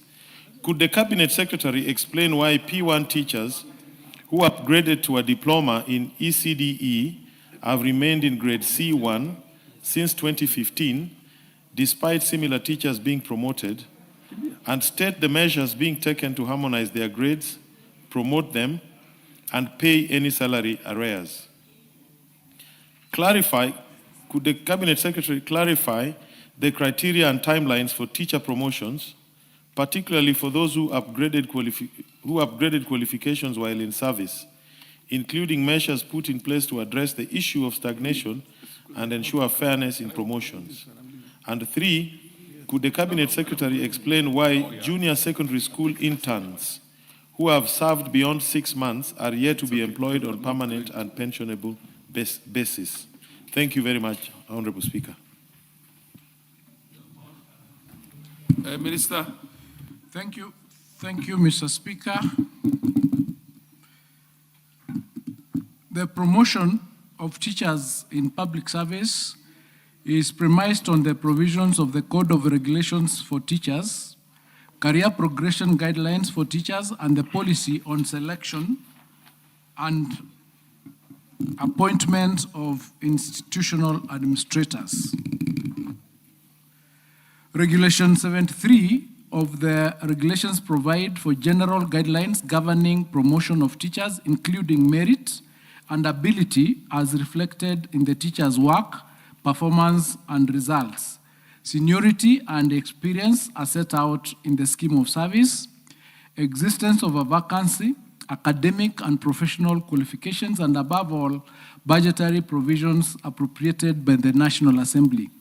In 2015-2016, the Commission, in consultation with the Salaries and Remuneration Commission, conducted a job evaluation for the teaching service.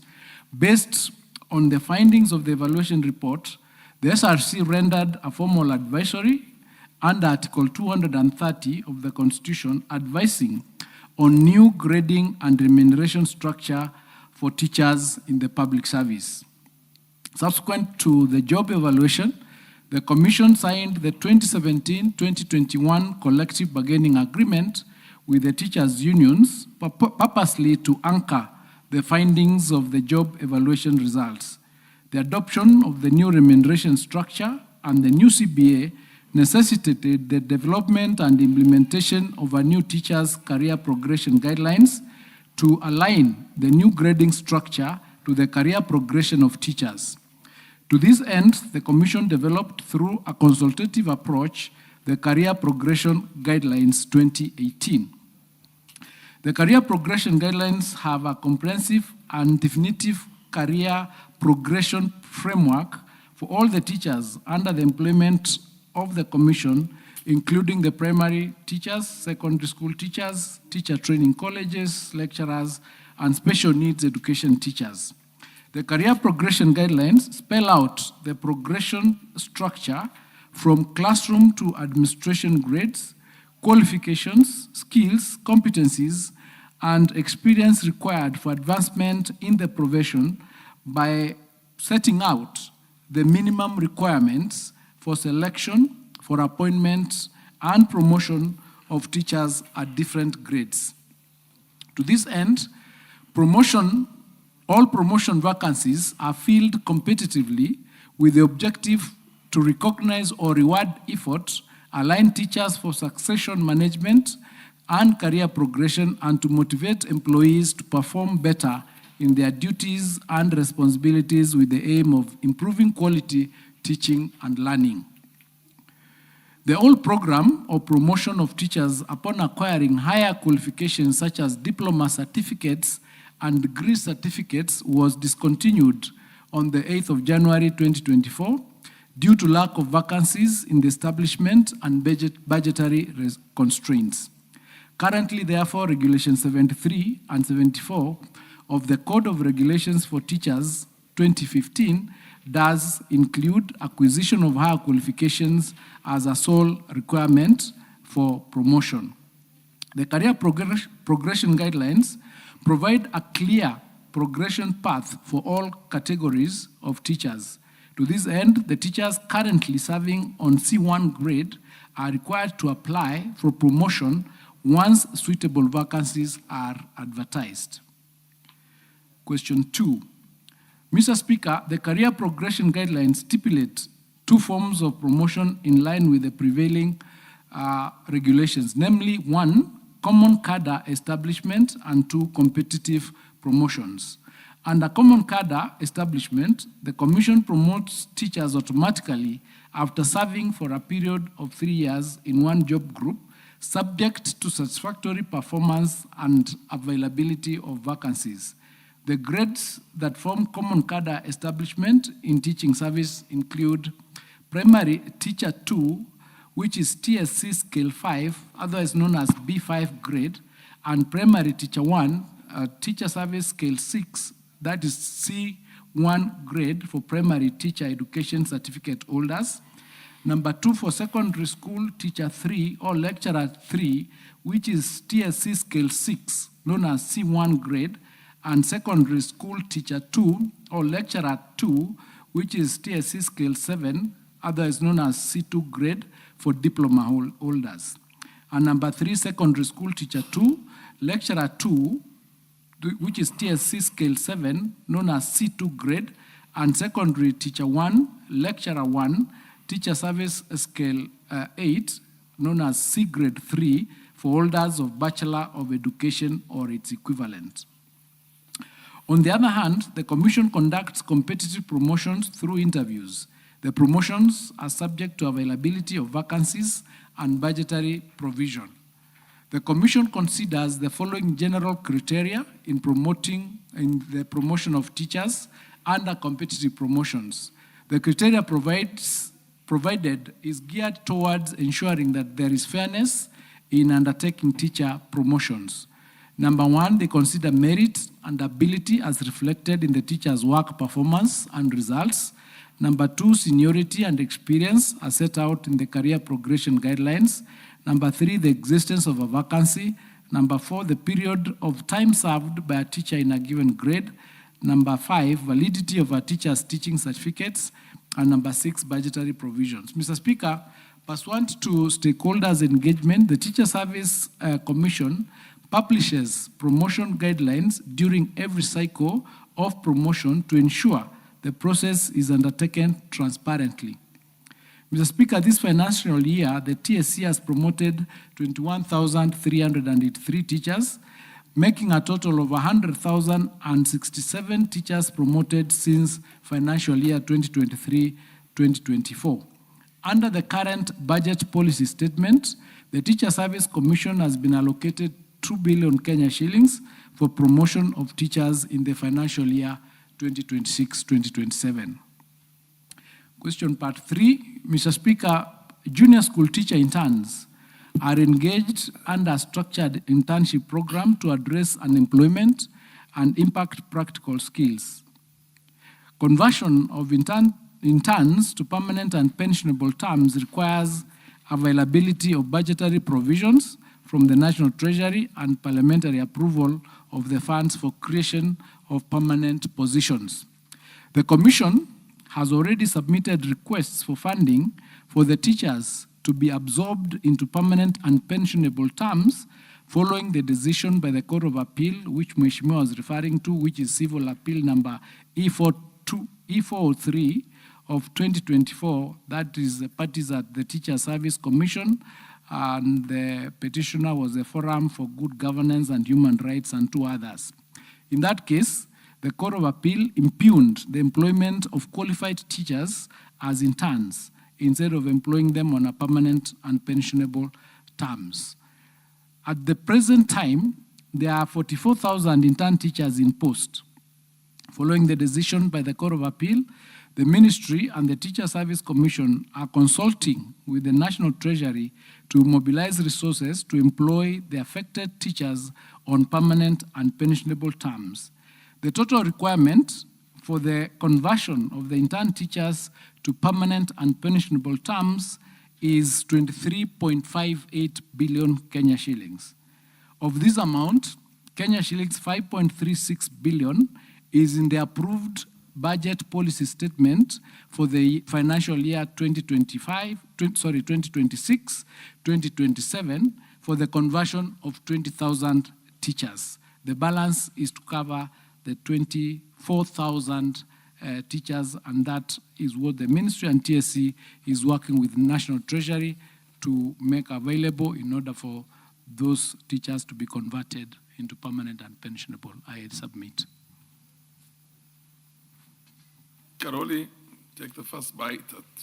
Thank you very much. I think that's a very elaborate answer. I just have one further clarification to seek. That is with respect to the first question on the P1 teachers. There was an element of salary arrears, which I did not hear the Honorable Minister address. Fair enough. Yeah, that is the only matter I have. Minister, Otherwise, that was a very elaborate answer, and I presume you gave it justice. Just answer that final one, and then I think we call it a day.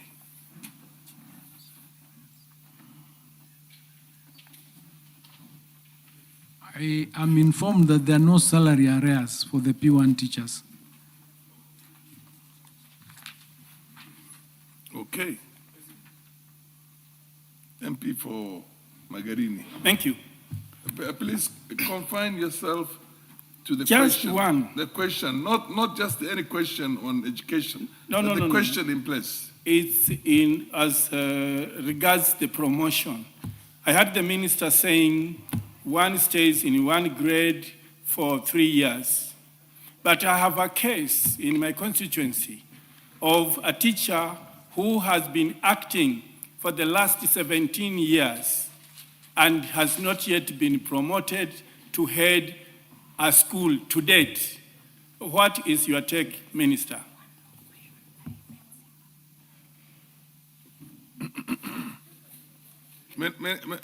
Honorable MP for Funyula, for God's sake, are you sure it's something that's not? It's being just covered? related to promotion. It's a very quick one. Okay. And probably the cabinet secretary might not be able to answer it right away.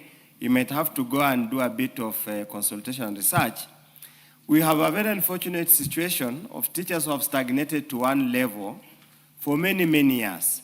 When it came to the point of application for deputy head teachers and principals and deputy principals, it became apparent that the entire teacher fraternity Funyula constituency, we only got 1 or 2 who qualified out of a teacher population of about 1,000 or so.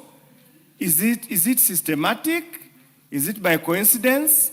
Or is it the typical marginalization of a certain group? Thank you. Your Honorable MP for Funyula, that's a specific case. And the best way to do justice, including what Honorable MP for Magarin has done, to do justice to such a question is ask a specific question. Why has so and so from my constituency in such school who has been acting in this position, stagnated in this position for the longest? To be able to get an answer which is very general, which is a question which is very general, to address that issue that are specific and not widespread. Is not, you're not doing justice to the person you're trying to help, or fairness, or even to the ministry itself. Yes. Yes, Ndikiri. You know, Mr. Speaker, the Member of Parliament Funyula is asking a very pertinent question, because I want to believe that the CS is not well versed on this issue of the TSC.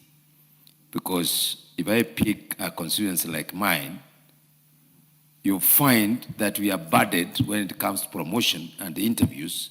We are burdened with another constituency, in Mount North. And what has come out for the last 4 or 5 interviews, nobody from my constituency qualifies for promotion.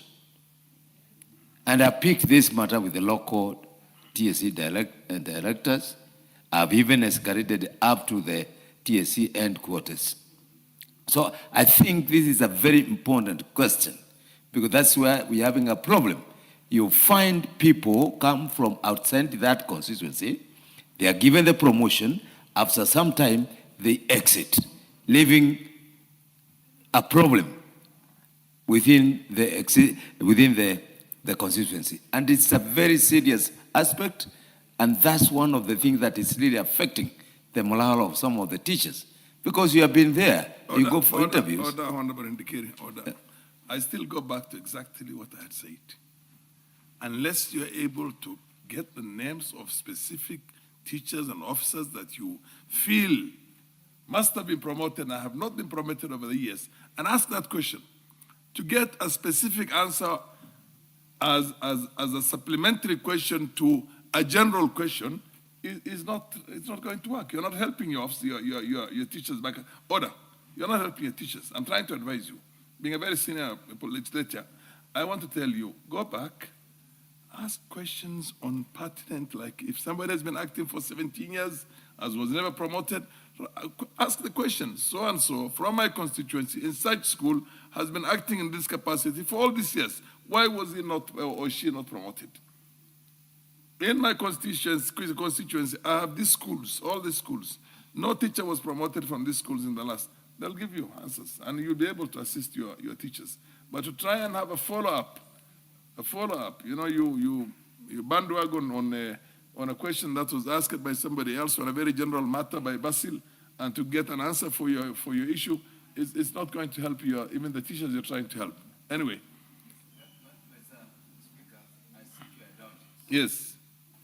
I seek your indulgence, Mr. Speaker. Yes. You know, I know the Minister of Education will operate up to a certain level of interference with the school management. And I like what the CS said. They want to look at the act and see what's the limit of the Minister of Education and the TSC. Because that's where the problem is coming in on some of these things.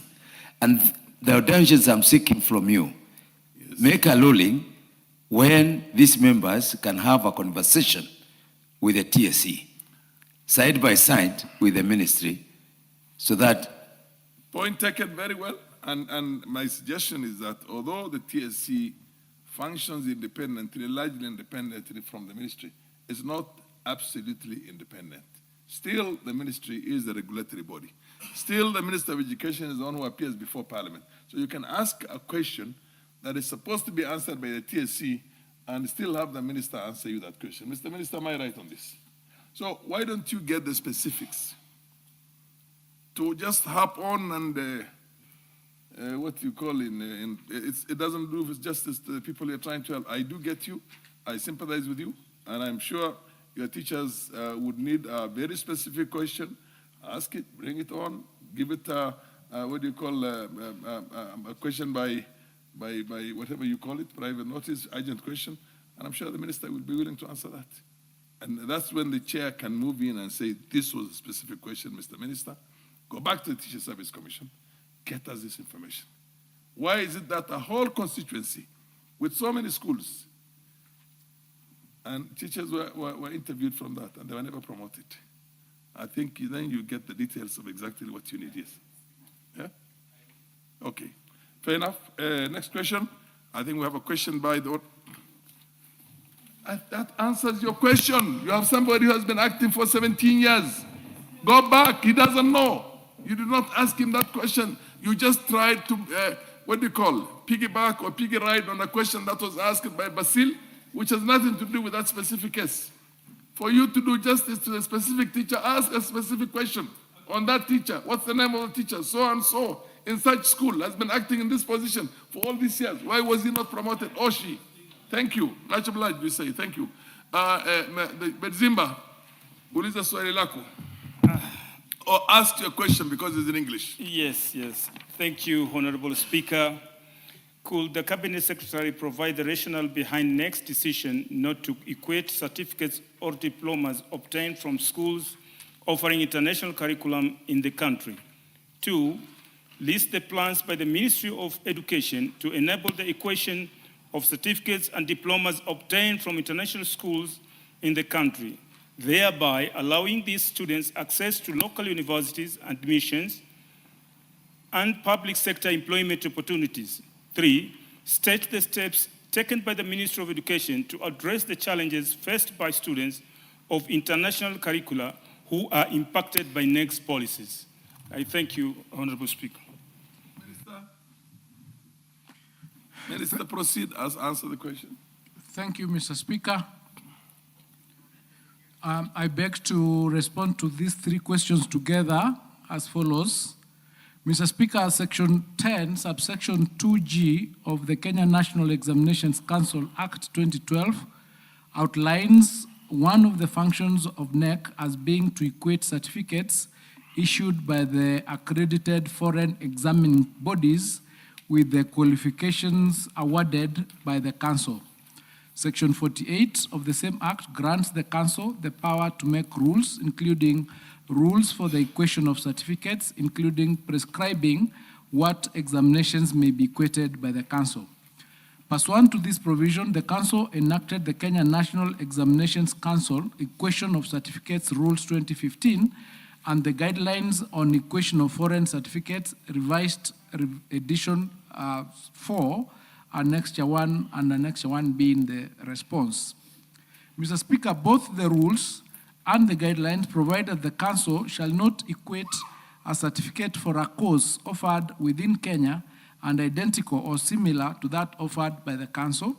Number 2, foreign certificates awarded within Kenya. And number 3, any other certificates that, in the opinion of the Council, may be non-equitable. Mr. Speaker, on the basis of these legal provisions, NEC was not equating certificates or diplomas obtained from schools offering international curriculum in Kenya.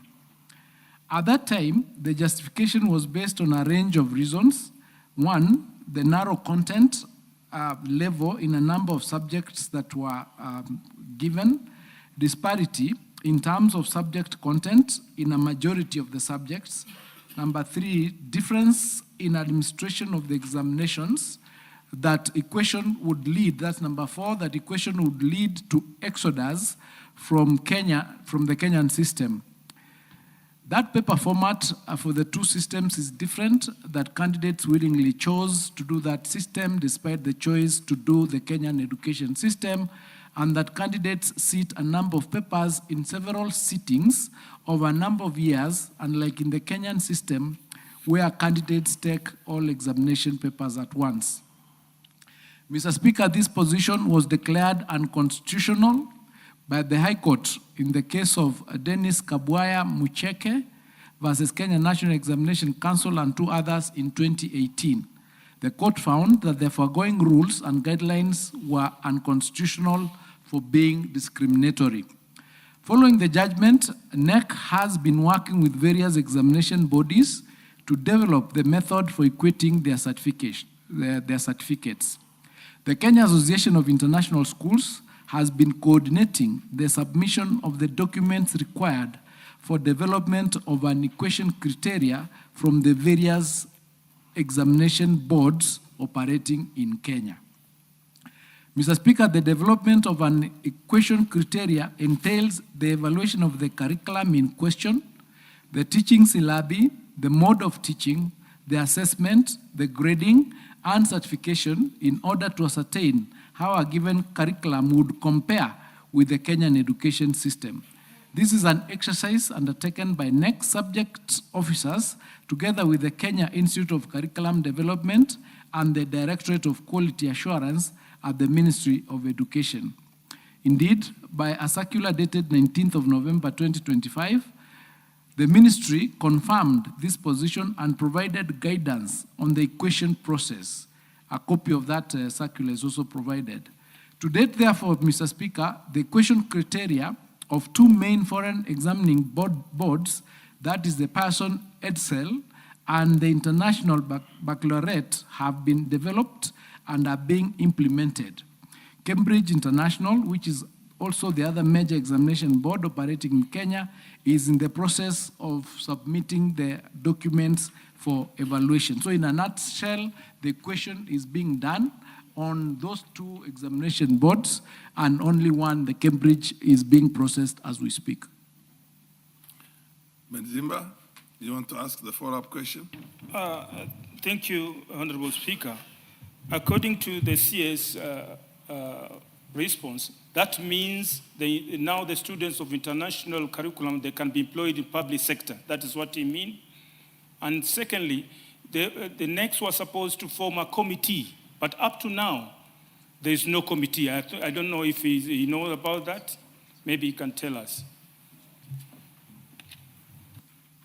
The question is being done and there is no committee that is required. What has happened is that there is a requirement of submitting the documents from those boards, which are then evaluated by NEC, and that has been done for two examination bodies. Cambridge is yet to submit its documents. There are only 3 international bodies that do exams for those foreign student certificates. So the equation is ongoing because in 2018, the court declared the non-equation unconstitutional. So it is being done. Minister, for the benefit of the chair, and for those of us who were there when we had the Cambridge school certificate, which was replaced by what was called the East African Certificate of Education, and subsequently replaced by the Kenya Certificate of Education. In both cases, there used to be the ordinary level and the A levels, which is the advanced level. And once you got to the advanced level, for you to qualify to the university, you needed just a minimum of 2 principals. And students would go to university and do 3 years in most cases, courses, except medicine, where they used to do 5 years, dentistry, where they used to do 4 years, and I think law was 4 years also, if my memory serves me right. The presumption is that because you're doing A levels, which is only 3 subjects for 2 good years, that was advanced and it was above our KCSE now. I have had a situation, and that informed the reason why students who are from A levels were presumed to have done, and in some cases in Europe and in the US, they would even start as a second year at the university. I have seen a case in which a student who had 4 principals in A levels was told by this thing you're talking about, equalization, that that was the equivalent of a C minus, mean grade. An absolute and blatant disaster, in my opinion. Because we all know the subjects that are studied in A levels for 2 good years, and somebody who has done that and has got 4 principles, and you say it's the equivalent of the KCSE, I think that is not informed by professionalism, education, or scholarly inquest into this.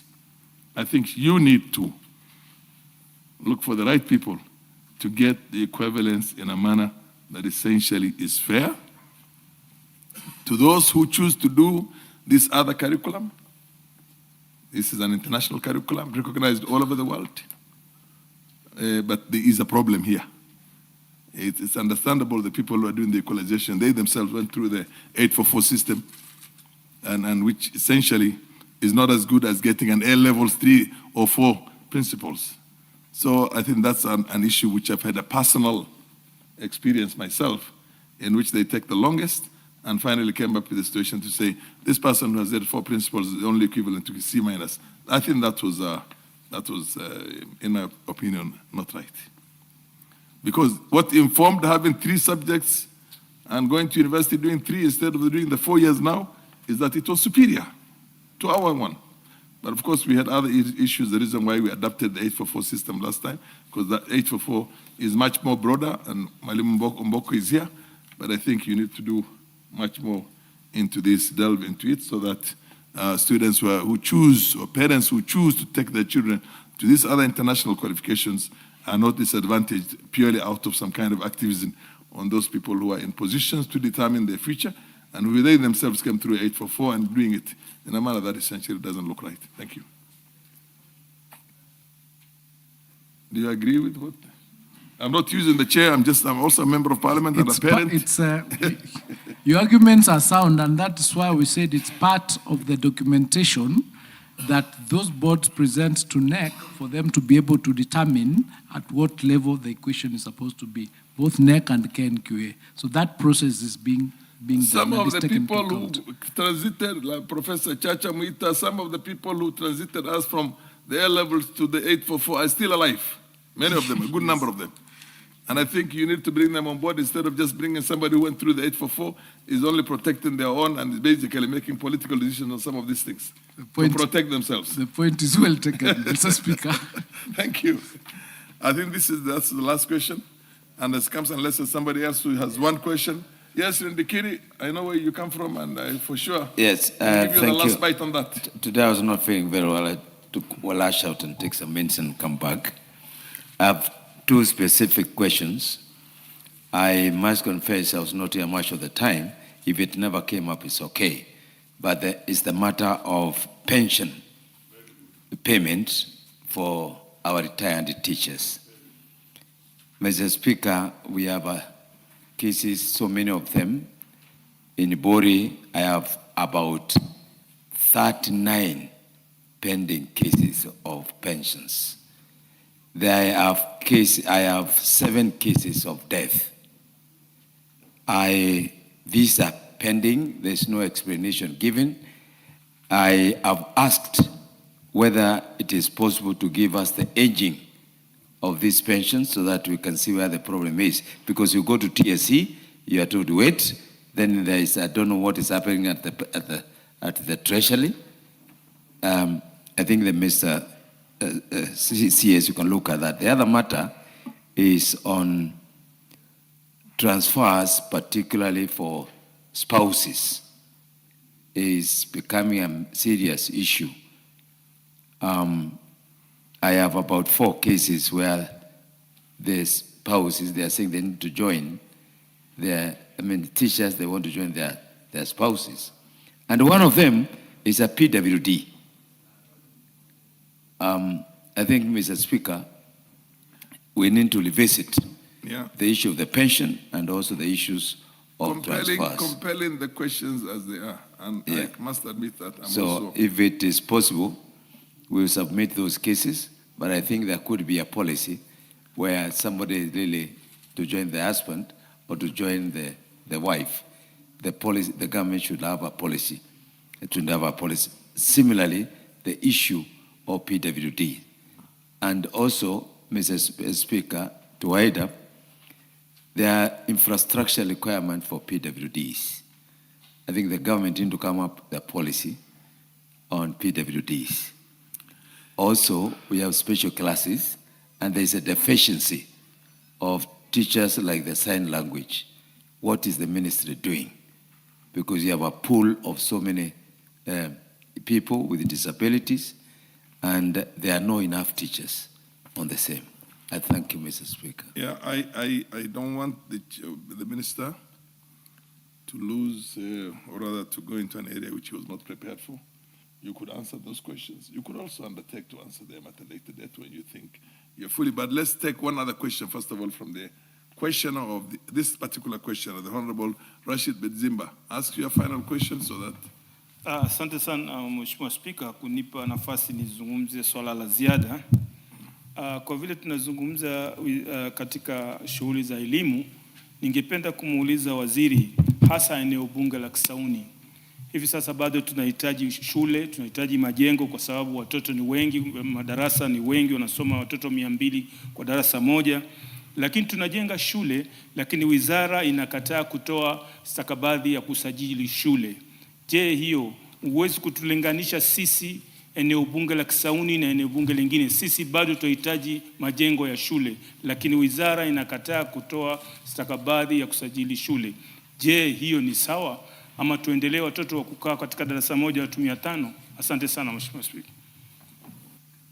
Minister, this is also not the question that was asked, which was listed or filed.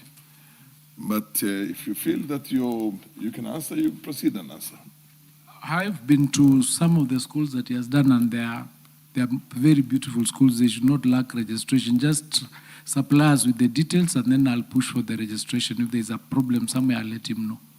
Yeah, I've been to, I think 3. We've opened 3 of these schools. Yes. In his constituency. Yes. So the Honorable Bedzimba, yes, in such situations, just walk to the minister. Yes. I've done that many times myself. Thank you, sir. And he will always, move with the speed, you will be surprised. Hata mimi Mheshimiwa Spika, kwa sababu Mheshimiwa Waziri amelizungumzia swala hilo, nimpongeze kwamba amekuja kufungua shule ya Shanzu Senior School wakati wa Christmas, wakati mawaziri wengine walikuwa wamepumzika, lakini yeye alikuja. Namshukuru sana na nitampelekea ili aweze kujaza. Asante sana Mheshimiwa Waziri. The one of Rindikiri, if you choose to go back, you can also come to him, go to his office and show him that. He will sort it out for you. Okay, I think under the circumstances, Madam from the Meru, Women Rep for Meru, am I right? Nominated Modoni. Thank you, Honorable Speaker. Honorable Speaker, I just want to ask the CS Education a question that was canvassed in this House on the time our learners should report to school. I remember too well, Honorable Speaker, this matter was brought to this House by Honorable Doris Donya, where she cited that our children are being subjected to walking in darkness very early in the morning, sometimes 5 a.m. Personally, Honorable Speaker, when I'm coming to Nairobi on a Monday, I wake up at around sometimes 4:30, and I start my journey to Nairobi. And by 5, there are children who are moving, going to school, unaccompanied, very young learners. Very young learners, and I try to imagine what would befall them if somebody insane meets them in darkness.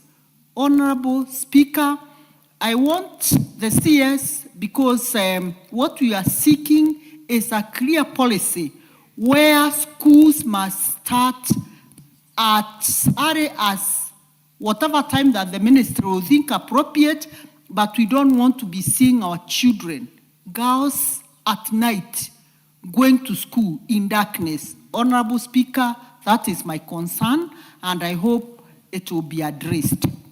It would be in order for me. You can respond to that one.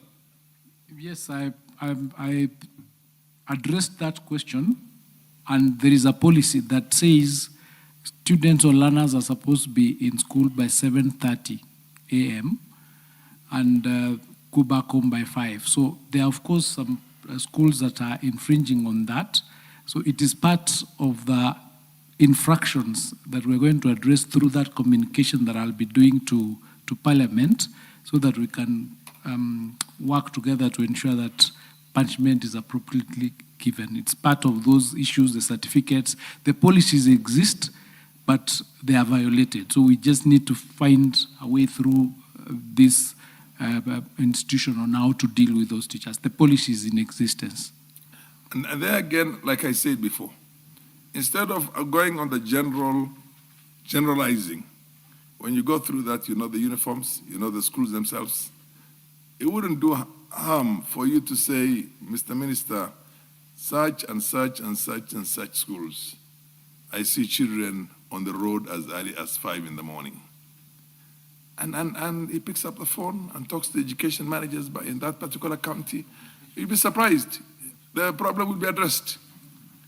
But then always when the policy matter has already been sorted out, now we need to deal with the specifics. Specifics need specific attention. And that's what I think members of Parliament should always go on. Seek that specific attention, and it becomes easier for the ministry to deal with the specific attention. Madam, what's the comment? Yeah, proceed. I'd better be short because we are going to the next order. Yes, I'll make it very short, Honorable Speaker. Thank you, Honorable Speaker, for the opportunity, and to thank the CS for responding to the issues that we've raised. I just want to make a suggestion, because CS has said that he'll come up with a policy document to respond to all the concerns that members have raised. And I think through your office, you can give a suggestion that at that time when that happens, then we do have a Kamkunji for him to be able to give us the details of this. It will be better than a plenary session. Absolutely. Our minister has taken note of that. And anytime you communicate to the leadership of Parliament, the Speaker, we will be able to facilitate that Kamkunji easily. But I think specifics, and what I've always learned is when you pick up the phone and say this and this school, and I've seen these children here, and this is where the problem is, it makes it work much easier. The problem will not persist. Next order.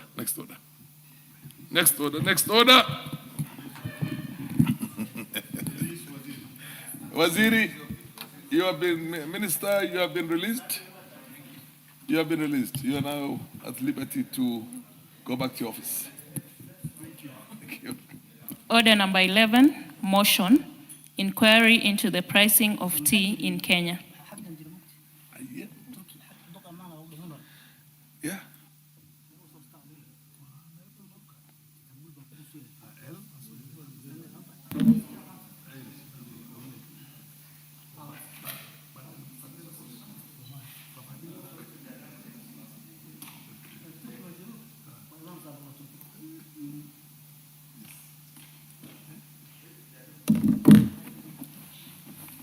Where's the chairperson of agriculture? Mutunga is usually around. Where is? Oh yes, chairperson, you are.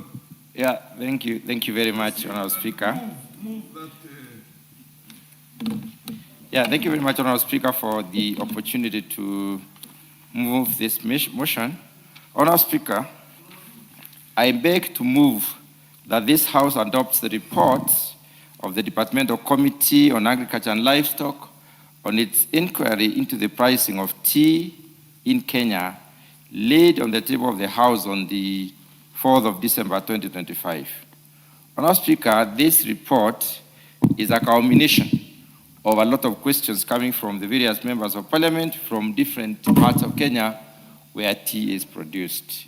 And therefore, Honourable Speaker, the Speaker ruled that we form, an inquiry team, an enlarged committee where we to incorporate some members from those areas.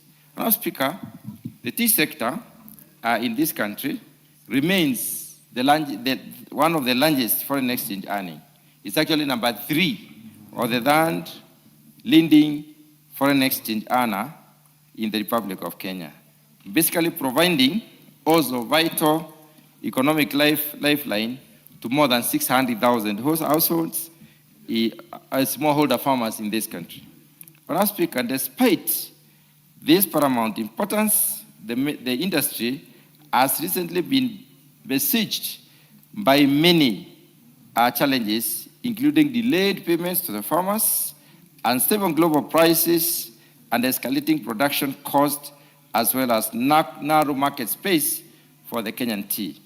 The genesis of this inquiry, Honourable Speaker, was a series of complaints raised by honourable members from representing tea growing areas or tea growing constituencies, especially from the west of the Rift Valley.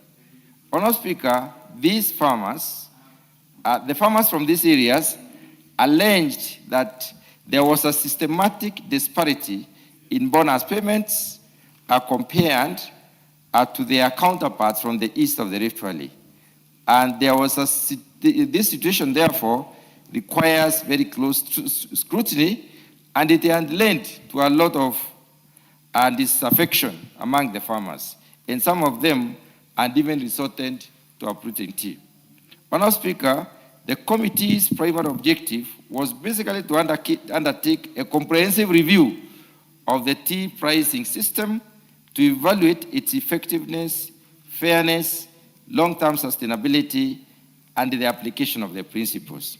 Honourable Speaker, our inquiry basically focused on identifying the determinants of tea pricing, establishing why east of the Rift Valley tea farmers consistently fetched higher prices, and uncovering the causes that led to depression in the net income of the farmers that produce tea from the west of the Rift Valley.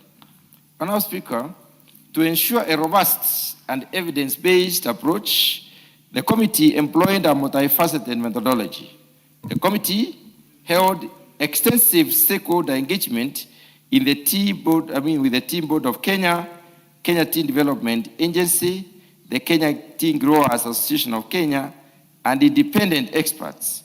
Further, Honourable Speaker, the committee conducted rigorous field visits to tea factories in Bomet, in Kericho, Kisii, Nyamira, Embu, Meru, Murang'a, and Kiambu.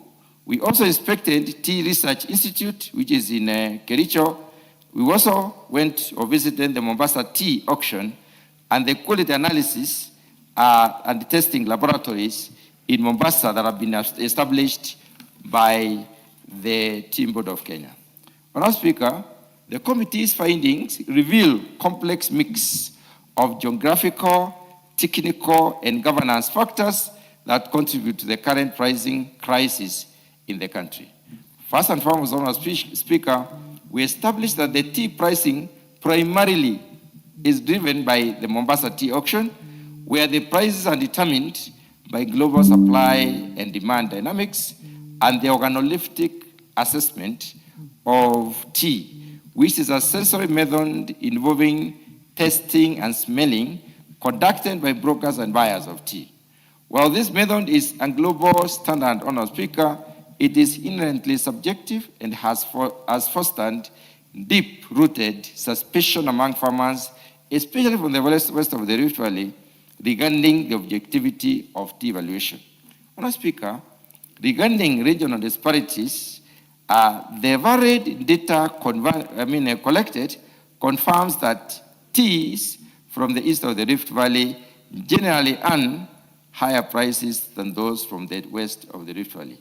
For instance, Honorable Speaker, quoting the 2024-2025 financial year, the average auction price for east of the Rift Valley teas was $2.95 US per kilogram, whereas west of the Rift Valley tea fetched a meager at $1.78 dollars per kilogram of tea.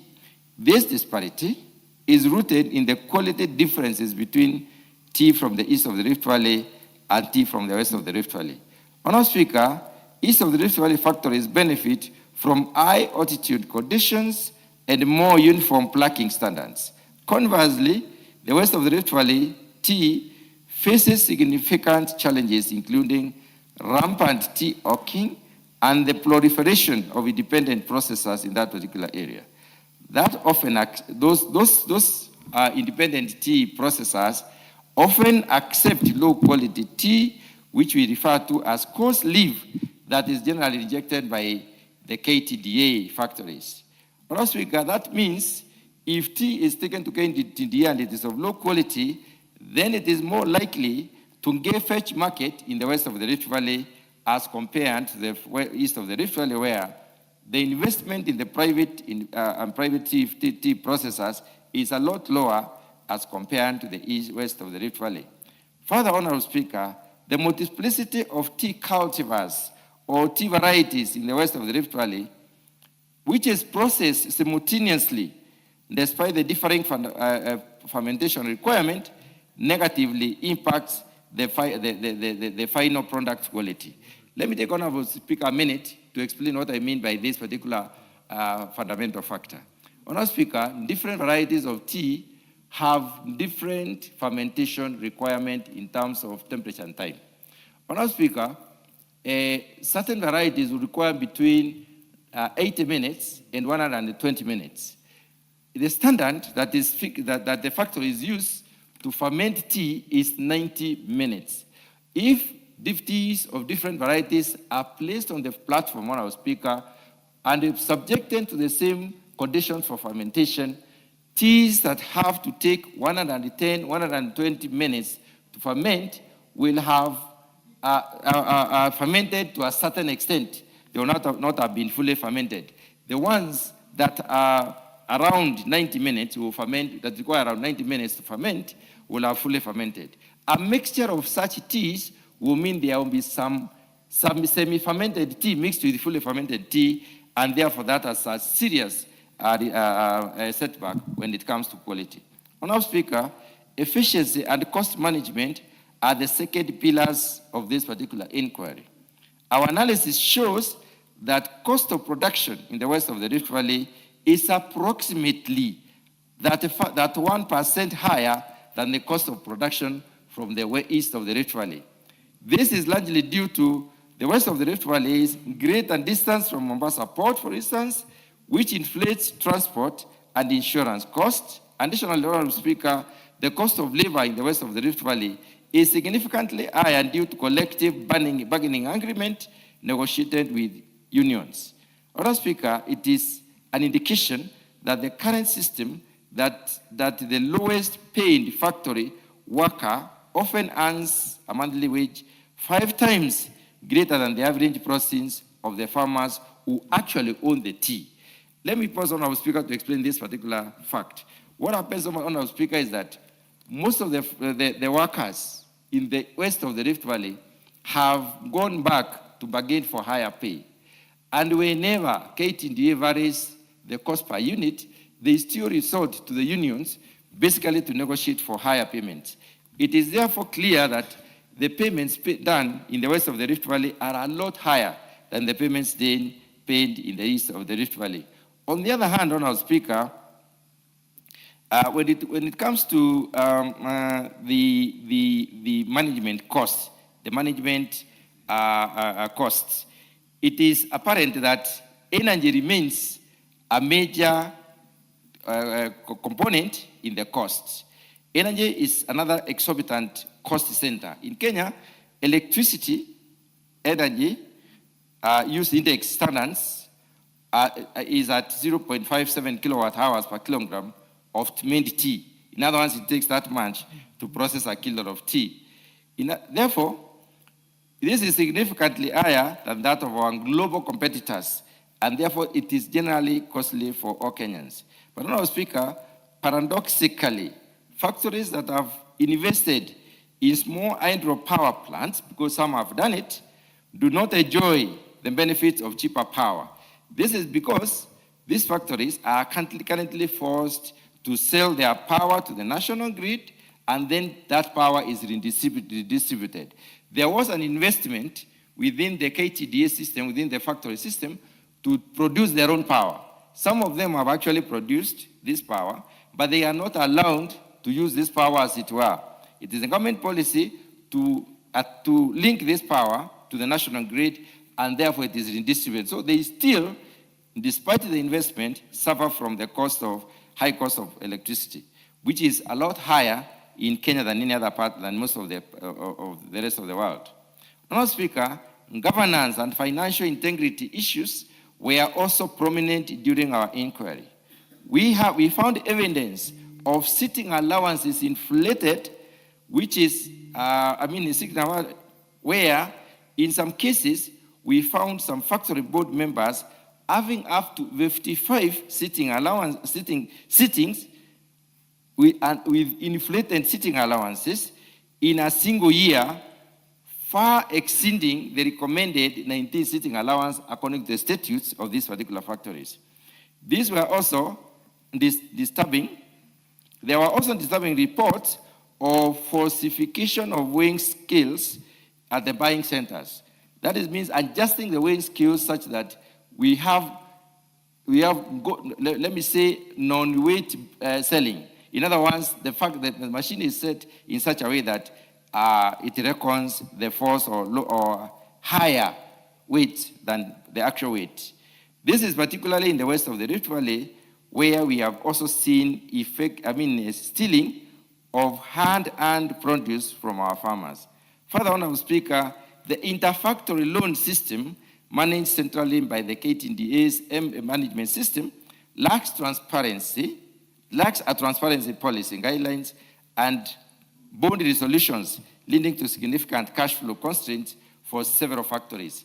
What we realize, Honourable Speaker, is that whenever a factory is unable to pay their farmers, especially the bonus, they are able to borrow under the KTDA management system. KTDA has negotiated a global management system with all the factories, 71 factories, 71 in number.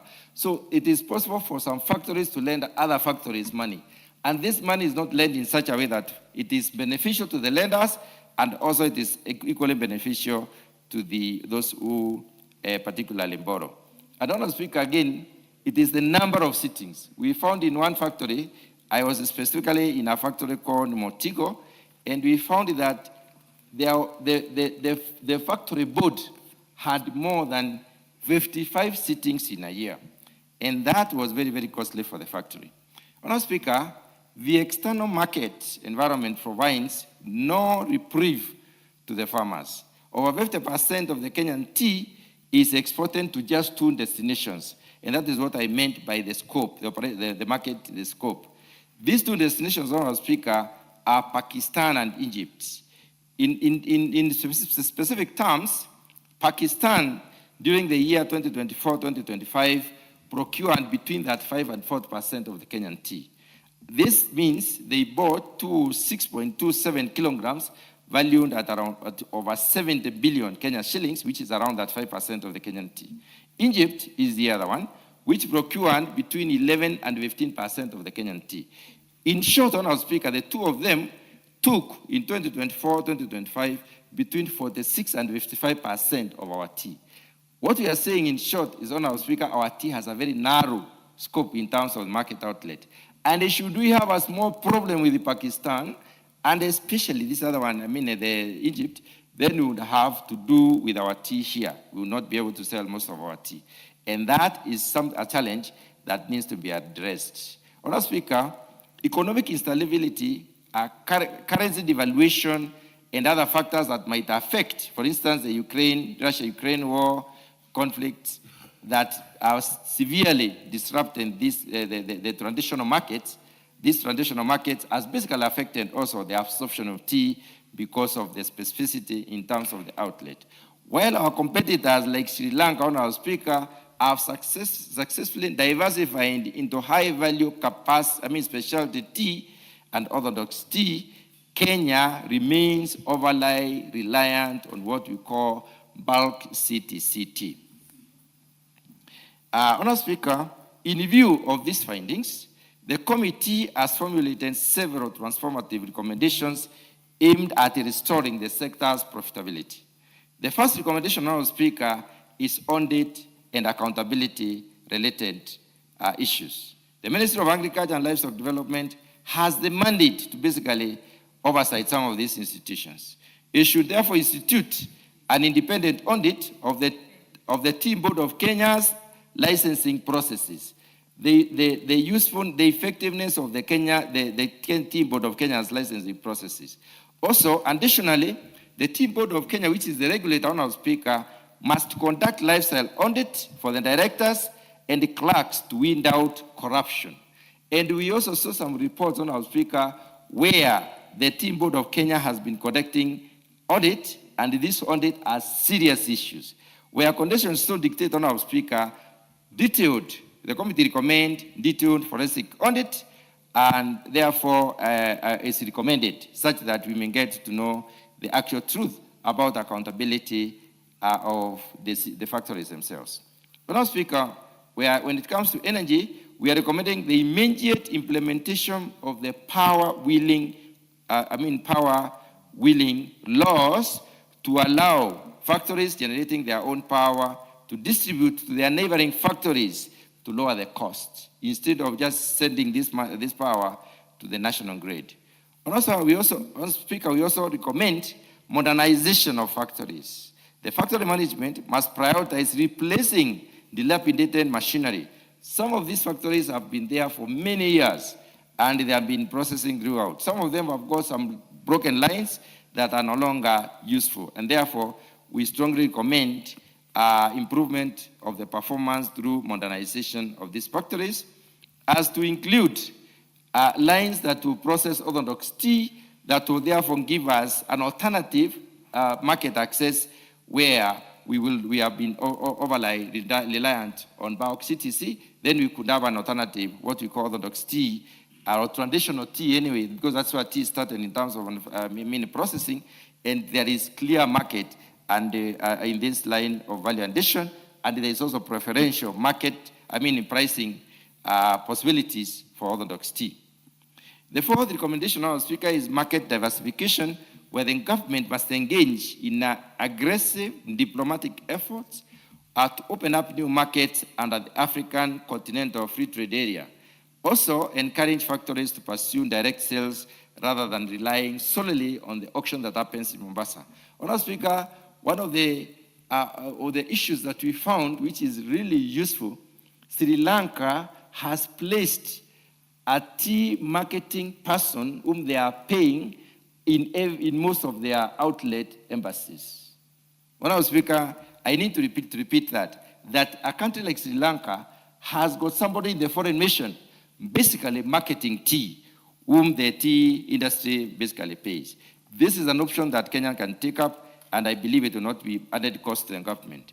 The other issue, Honorable Speaker, is the scientific testing, which has been contentious where farmers are concerned. So it is necessary to enhance objectivity in the testing. Therefore, Honorable Speaker, the ministry should develop scientific blind testing methods to complement the current organoleptic valuation system. The sixth recommendation, Honorable Speaker, is there should be legislative review. This House, therefore, must consider further amendment to the Tea Act 2020 to ensure that it reflects the current development needs of the industry and also provide for a dedicated tribunal to handle tea sector disputes. There are many tea sector disputes, and they are also very complex. So organizing or the ongoing amendment, Honorable Speaker, does not capture this particular provision, and therefore we recommend that a review of the legislation is done. The seventh, I have only two on our speaker to go. The seventh recommendation is that variety or clonal.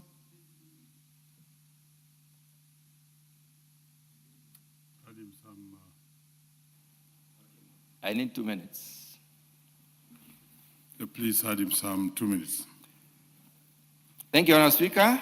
The seventh recommendation is that the varietal or clonal specificity is key and should be in order to sustain quality, so that the processing standards are sustained. Honourable Speaker, the eighth recommendation is that there was evidence of questionable investment in these particular factories. So in order to wind off this, we found that there is lack of transparency. We have some procurement that goes on to benefit the factory directors. For instance, we found some cases of leasing of transport from external sources when factories even have transport. We also found some cases where fuelwood land is purchased to benefit certain board members. And in this particular respect, we believe that the forensic audit we are talking about and the follow-up recommendations to deal on these issues can help wind out that particular anomaly. And our Speaker, insufficient research findings also is apparent because our research center at Kericho is not sufficiently funded. We found they have put up an elegant, very magnificent factory, and this particular factory has never been installed. It doesn't have any equipment, so it cannot process anything. Honourable Speaker, the plight of tea farmers in this is a national concern in this country. We cannot afford to remain spectators as a vital industry teeters on the brinks of collapse due to inefficiencies and regional biases. By adopting this report, Honourable Speaker, we take a decisive step towards ensuring that every tea farmer receives a fair return to their labor and to their investment. Honourable Speaker, I now beg to move and urge that this House adopts this particular report and request the Honourable Member, the Honourable Osero Kibagendi, to second this motion. I thank you, Honourable Speaker. Great, Osero Kibagendi, Honourable. Thank you, Mr. Speaker. I rise to second this motion. It's a motion of national importance. Mr. Speaker, this particular report was done after extensive tours of west of the Rift and east of the Rift. And we in the committee divided ourselves that those from the west go to the east and those from the east go to the west. Because you see, in the west, the average bonus second payment was 12 shillings. In the east, the average was 55 shillings. So there was hue and cry. Factories were actually, 2-3 factories were nearly burnt down by the farmers. And we aptly captured the concerns of the farmers. But to a large extent, Mr. Speaker, the issues of governance, fairness, and the disparities in the prices were the major issue, especially on the West, had related to a lot of governance issues. Mr. Speaker, you will find a board member who is a board member not only in his factory, he is a board member at the head office, he's a board member at one of the many companies that KTDA has, like Chai Holdings, and they earn allowances throughout. You heard the chairman saying one board member actually had 55 meetings, and in each meeting they are being paid ranging from 120,000, from 70,000 to 120,000, all money belonging to the farmers. Conflict of interest, Mr. Speaker. There are board members who actually lease their vehicles to specific factories and at very exorbitant prices. One instance that we came across, there is a factory called Sangani Factory, where right now they are saying the wet leaf, fine, we understand that the handling of the leaf pre-factory can be an issue. The wet leaf now, they want to charge a shilling that because of the wet leaf in the morning, a shilling less. so that if you are going to earn 22 shillings, you get 21 because the leaf was wet. The leaf is wet, that is a natural occurrence. So, Mr. Speaker, we are urging the Tea Board of Kenya to do this forensic audit, and we told the Tea Board, it must be a lifestyle audit. There are board members, there are directors who are elected, who are driving boda bodas. Right now, they and their children are driving VXs, they have bought plots. So we actually asked the Tea Board of Kenya to proceed with the forensic audit and refer the report to the relevant authorities for action, be it the anti-corruption or be it the DCI, Mr. Speaker. Mr. Speaker, lastly, we as farmers, tea farmers, we accept that there are some domestic issues that we can handle better in west of the rift. And that is why these directors have been going for benchmarking in the east. But these reports have never come to be.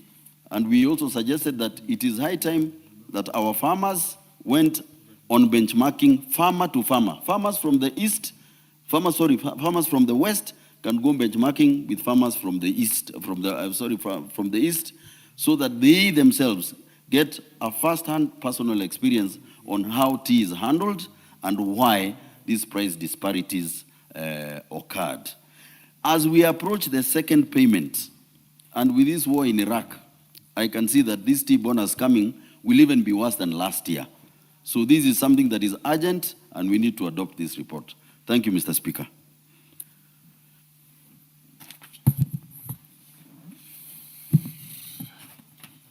Great, honorable members. I now propose the question that this House adopts the report of the Departmental Committee on Agriculture and Livestock on its inquiry into the pricing of tea in Kenya laid on the table of the House on Thursday, 4th December 2025. Honorable members, I remember this was a very stormy matter. Being a very regular person in Parliament, it was very, very stormy. So let's have the first bite from Moses Kirima.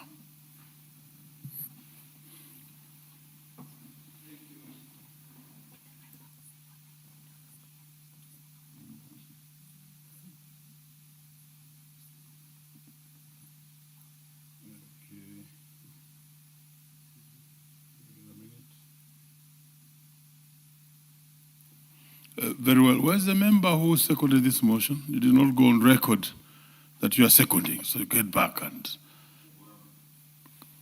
get back to your place and indicate that you are begging to second this motion.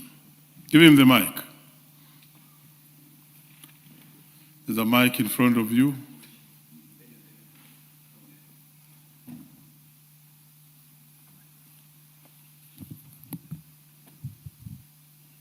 Yes, Mr. Speaker.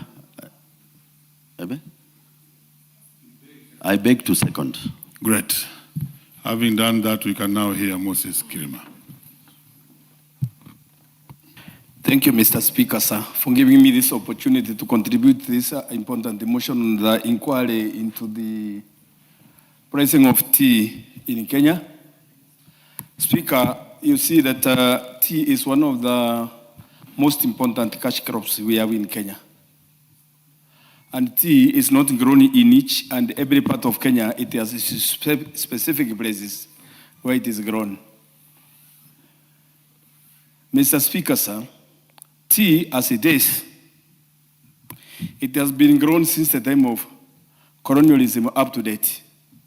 But the way it was grown during the time of colonialism is very different, all very different with the way it is grown today. Because at the time of colonialism, it was grown in big tea estates. But after independence, it happened to be distributed or grown widely, even by peasants, whereby a person can own a very small portion of land and just tea bushes in the same. I'm saying that because, Mr. Speaker, sir, the tea prices depend on the way a factory is managed. Even in areas, especially in the Eastern Rift Valley, where it is said that the tea prices are so good, that's not the case. Because you hear some factories still complaining that they are underpaid. You hear some factories complaining against their directors. You hear some factories complaining against the CEOs or the management of the factory.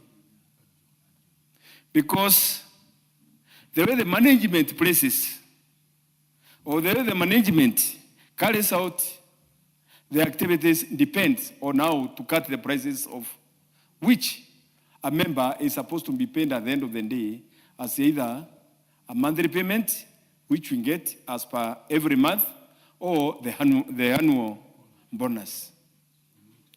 Mr. Speaker, you'll find that mainly in the eastern region, east of Rift Valley, the dominant management of tea is done by KTDA. But if you go to the other side, of which we had also an opportunity to go as members of parliament when we had tea, annual general meetings and so on, you find that there are many independent buyers. I'm one of the tea farmers.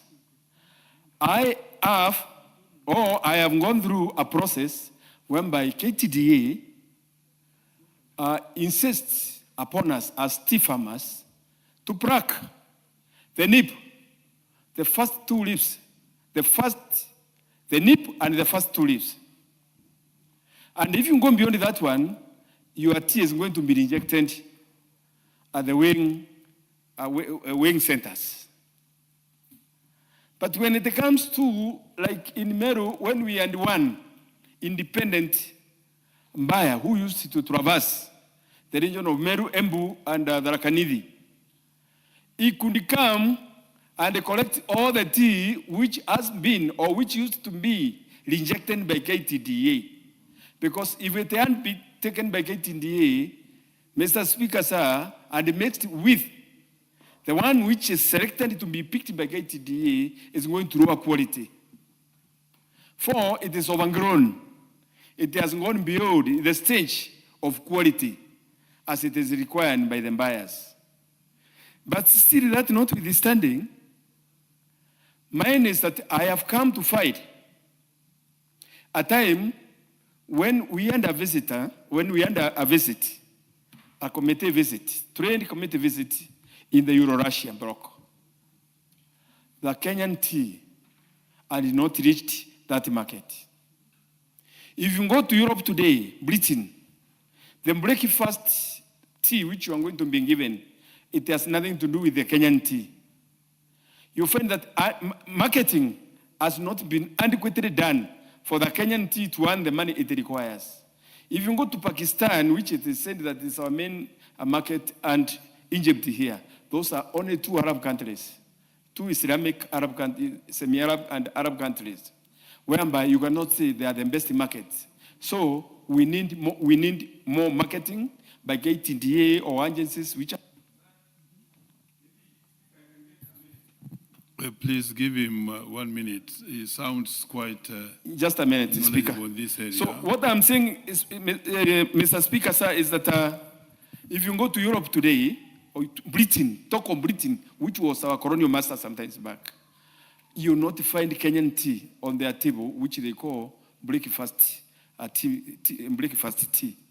You'll find that there are teas which are coming from Morocco, teas which are coming from some other mountains, have nothing to do with tea, which is similar to the Kenyan one. And at the end of the day, it's that if we inquire, you go to a Kenyan embassy, there is no trained attaché. There is no trained attaché who is talking about our tea or our commodities in those countries which they are representing us.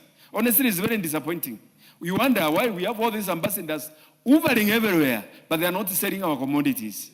But that's what I found, both in the Russian bloc and even in the European market. So when we are selling our teas to people who are struggling like us, the third world countries, Pakistan, Egypt, and so on, you don't expect much. But to me, to my brothers and sisters in the western part of the country, Please, can they come down to quality? Can they come down to the rules? Even the rumors which are going now on, I expected to hear it from this inquiry. There are some big rumors which are going on now that the government is going to fix taxation of 3 shillings and 50 cents to tea farmers. And that rumors is so much widely spread. I don't know how it is being addressed, and it's not true. So to me, it's that marketing and the quality must be a priority. Otherwise, we are going to go down, and tea farmers are going to be uprooting tea as it has been before. By preventing this, there's the government to caution the farmers. With those few remarks, I thank you, Mr. Speaker. Great. Let's hear from the Honorable John Gitonga. Thank you, Honorable Speaker. And I also rise to comment on this inquiry, Honorable Speaker. I first want, Honorable Speaker, to say that I come from a very strong tea growing area, that is Embu, with over 3 factories of tea. That is Kadangarire, Mongania, and Rokorire, Honorable Speaker. And those are among the factories that lead, Honorable Speaker, with among the good pricing of coffee in Kenya, of tea, Honorable Speaker, in Kenya, as you are speaking. Honorable Speaker, I want to commend the chair for this elaborate report and inquiry. And Honorable Speaker, as you go through, you realize that, Honorable Speaker, even before we speak much, there's a little bit of failure from the Tea Board of Kenya, Honorable Speaker. As the regulator in the coffee sector, in the tea sector, Honorable Speaker, I have tea and coffee, and I speak about them very many times, Honorable Speaker, so you bear with me. The Tea Board of Kenya, Honorable Speaker, being the regulator, must step up and do a little bit of education, due diligence, and ensure that, Honorable Speaker, we don't have this rift. Honorable Speaker, I remember when bonuses came in last year, and I made a contribution in this House on the reason why there has been a price disparity between the side we call the East, Honorable Speaker, and the West. And members from the West were all over my case because I clearly said that there is a problem with how they actually do their coffee management. And this is a process from production, harvesting, and how you manage the whole chain, Honorable Speaker. But, Honorable Speaker, as we speak about the East and the West, we actually need to have a basic standard that, as a country, we are working for. And this is why one of my recommendations, on top of what the committee has recommended, is to task the Tea Board of Kenya to try to come up with regulations on how we can standardize our tea from the East to the West, Honorable Speaker. But that aside, Honorable Speaker, we are also in a crisis, especially, Honorable Speaker, this time, when we are dealing with a lot of world crises in terms of Iran and US and Israel war, the issue of course, Sudan, that is very near to us. Honorable Speaker, Sudan used to buy our BP1 tea, and they closed the market, said that Kenya is supporting the civil war, and they repatriated that by closing our market in Sudan, Honorable Speaker, that was buying the BP1 tea. Honorable Speaker, we are left with a very migrant market, Pakistani and Egypt, which is a crisis because, Honorable Speaker, even when we compare the prices of as of right now, we are selling at $3.1, Honorable Speaker. Compared to last year, where the price was going up and it was almost $3.3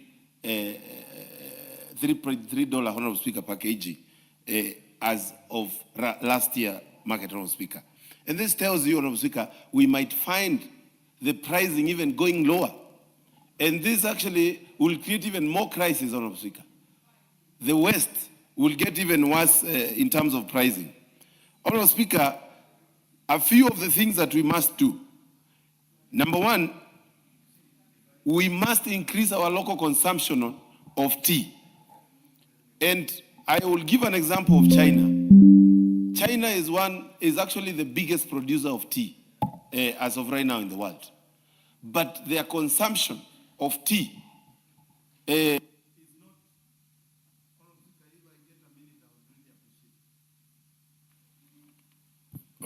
him 1 minute.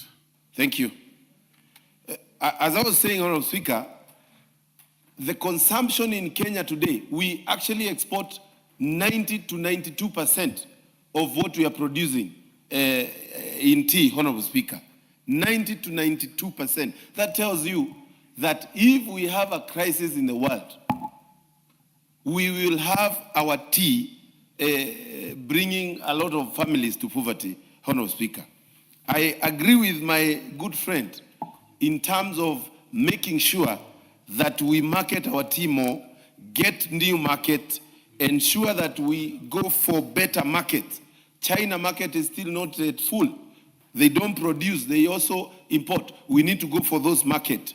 We also need to go for the English market, Honorable Speaker, that has always been using our tea and calling it English tea, whereas it is Kenyan tea mixed with other small things, Honorable Speaker. The likes of Limpton buy from us in the auction, but then they go without mentioning that this is Kenyan tea. Honorable Speaker, when we do that, we can be able to get better prices. Lastly, but not least, Honorable Speaker, there is a need also to actually brand our tea better. We have a problem of how we sell our tea. We sell our tea in auctions with magunias, Honorable Speaker, without really marketing what we call value addition. That is where the money is, Honorable Speaker. That is where our farmers can get a better price, Honorable Speaker. And if we don't do that, in the next year, Honorable Speaker, we might be in this house debating even worse prices. And there might even be tea wars in this country, Honorable Speaker, if something is not done. Honorable Speaker, I beg to cede the floor. Thank you. Very well. What's your point of order, the Honorable Dorothy?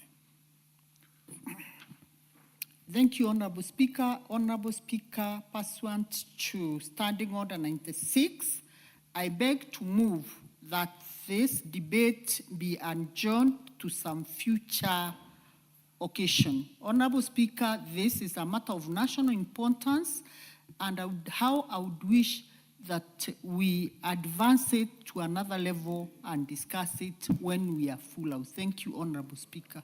And I beg to ask Honorable Moses Kerema to second. Kerema. I second Madam Dorothy. Thank you, sir. Honorable members, order. Order, Honorable. Let me proceed to put the question that this debate be adjourned until a further sitting. Will as many of our opinion say aye? Aye. Will as many of our opinion say nay? The ayes have it. Indeed, members, you'll notice that when this matter came to the floor of the House, there was almost an uproar in this House. And there was suspicion, and there were farmers who felt that they had been shortchanged. And indeed, this report then becomes very crucial. Therefore, let it all be adjourned to a later date and sitting so that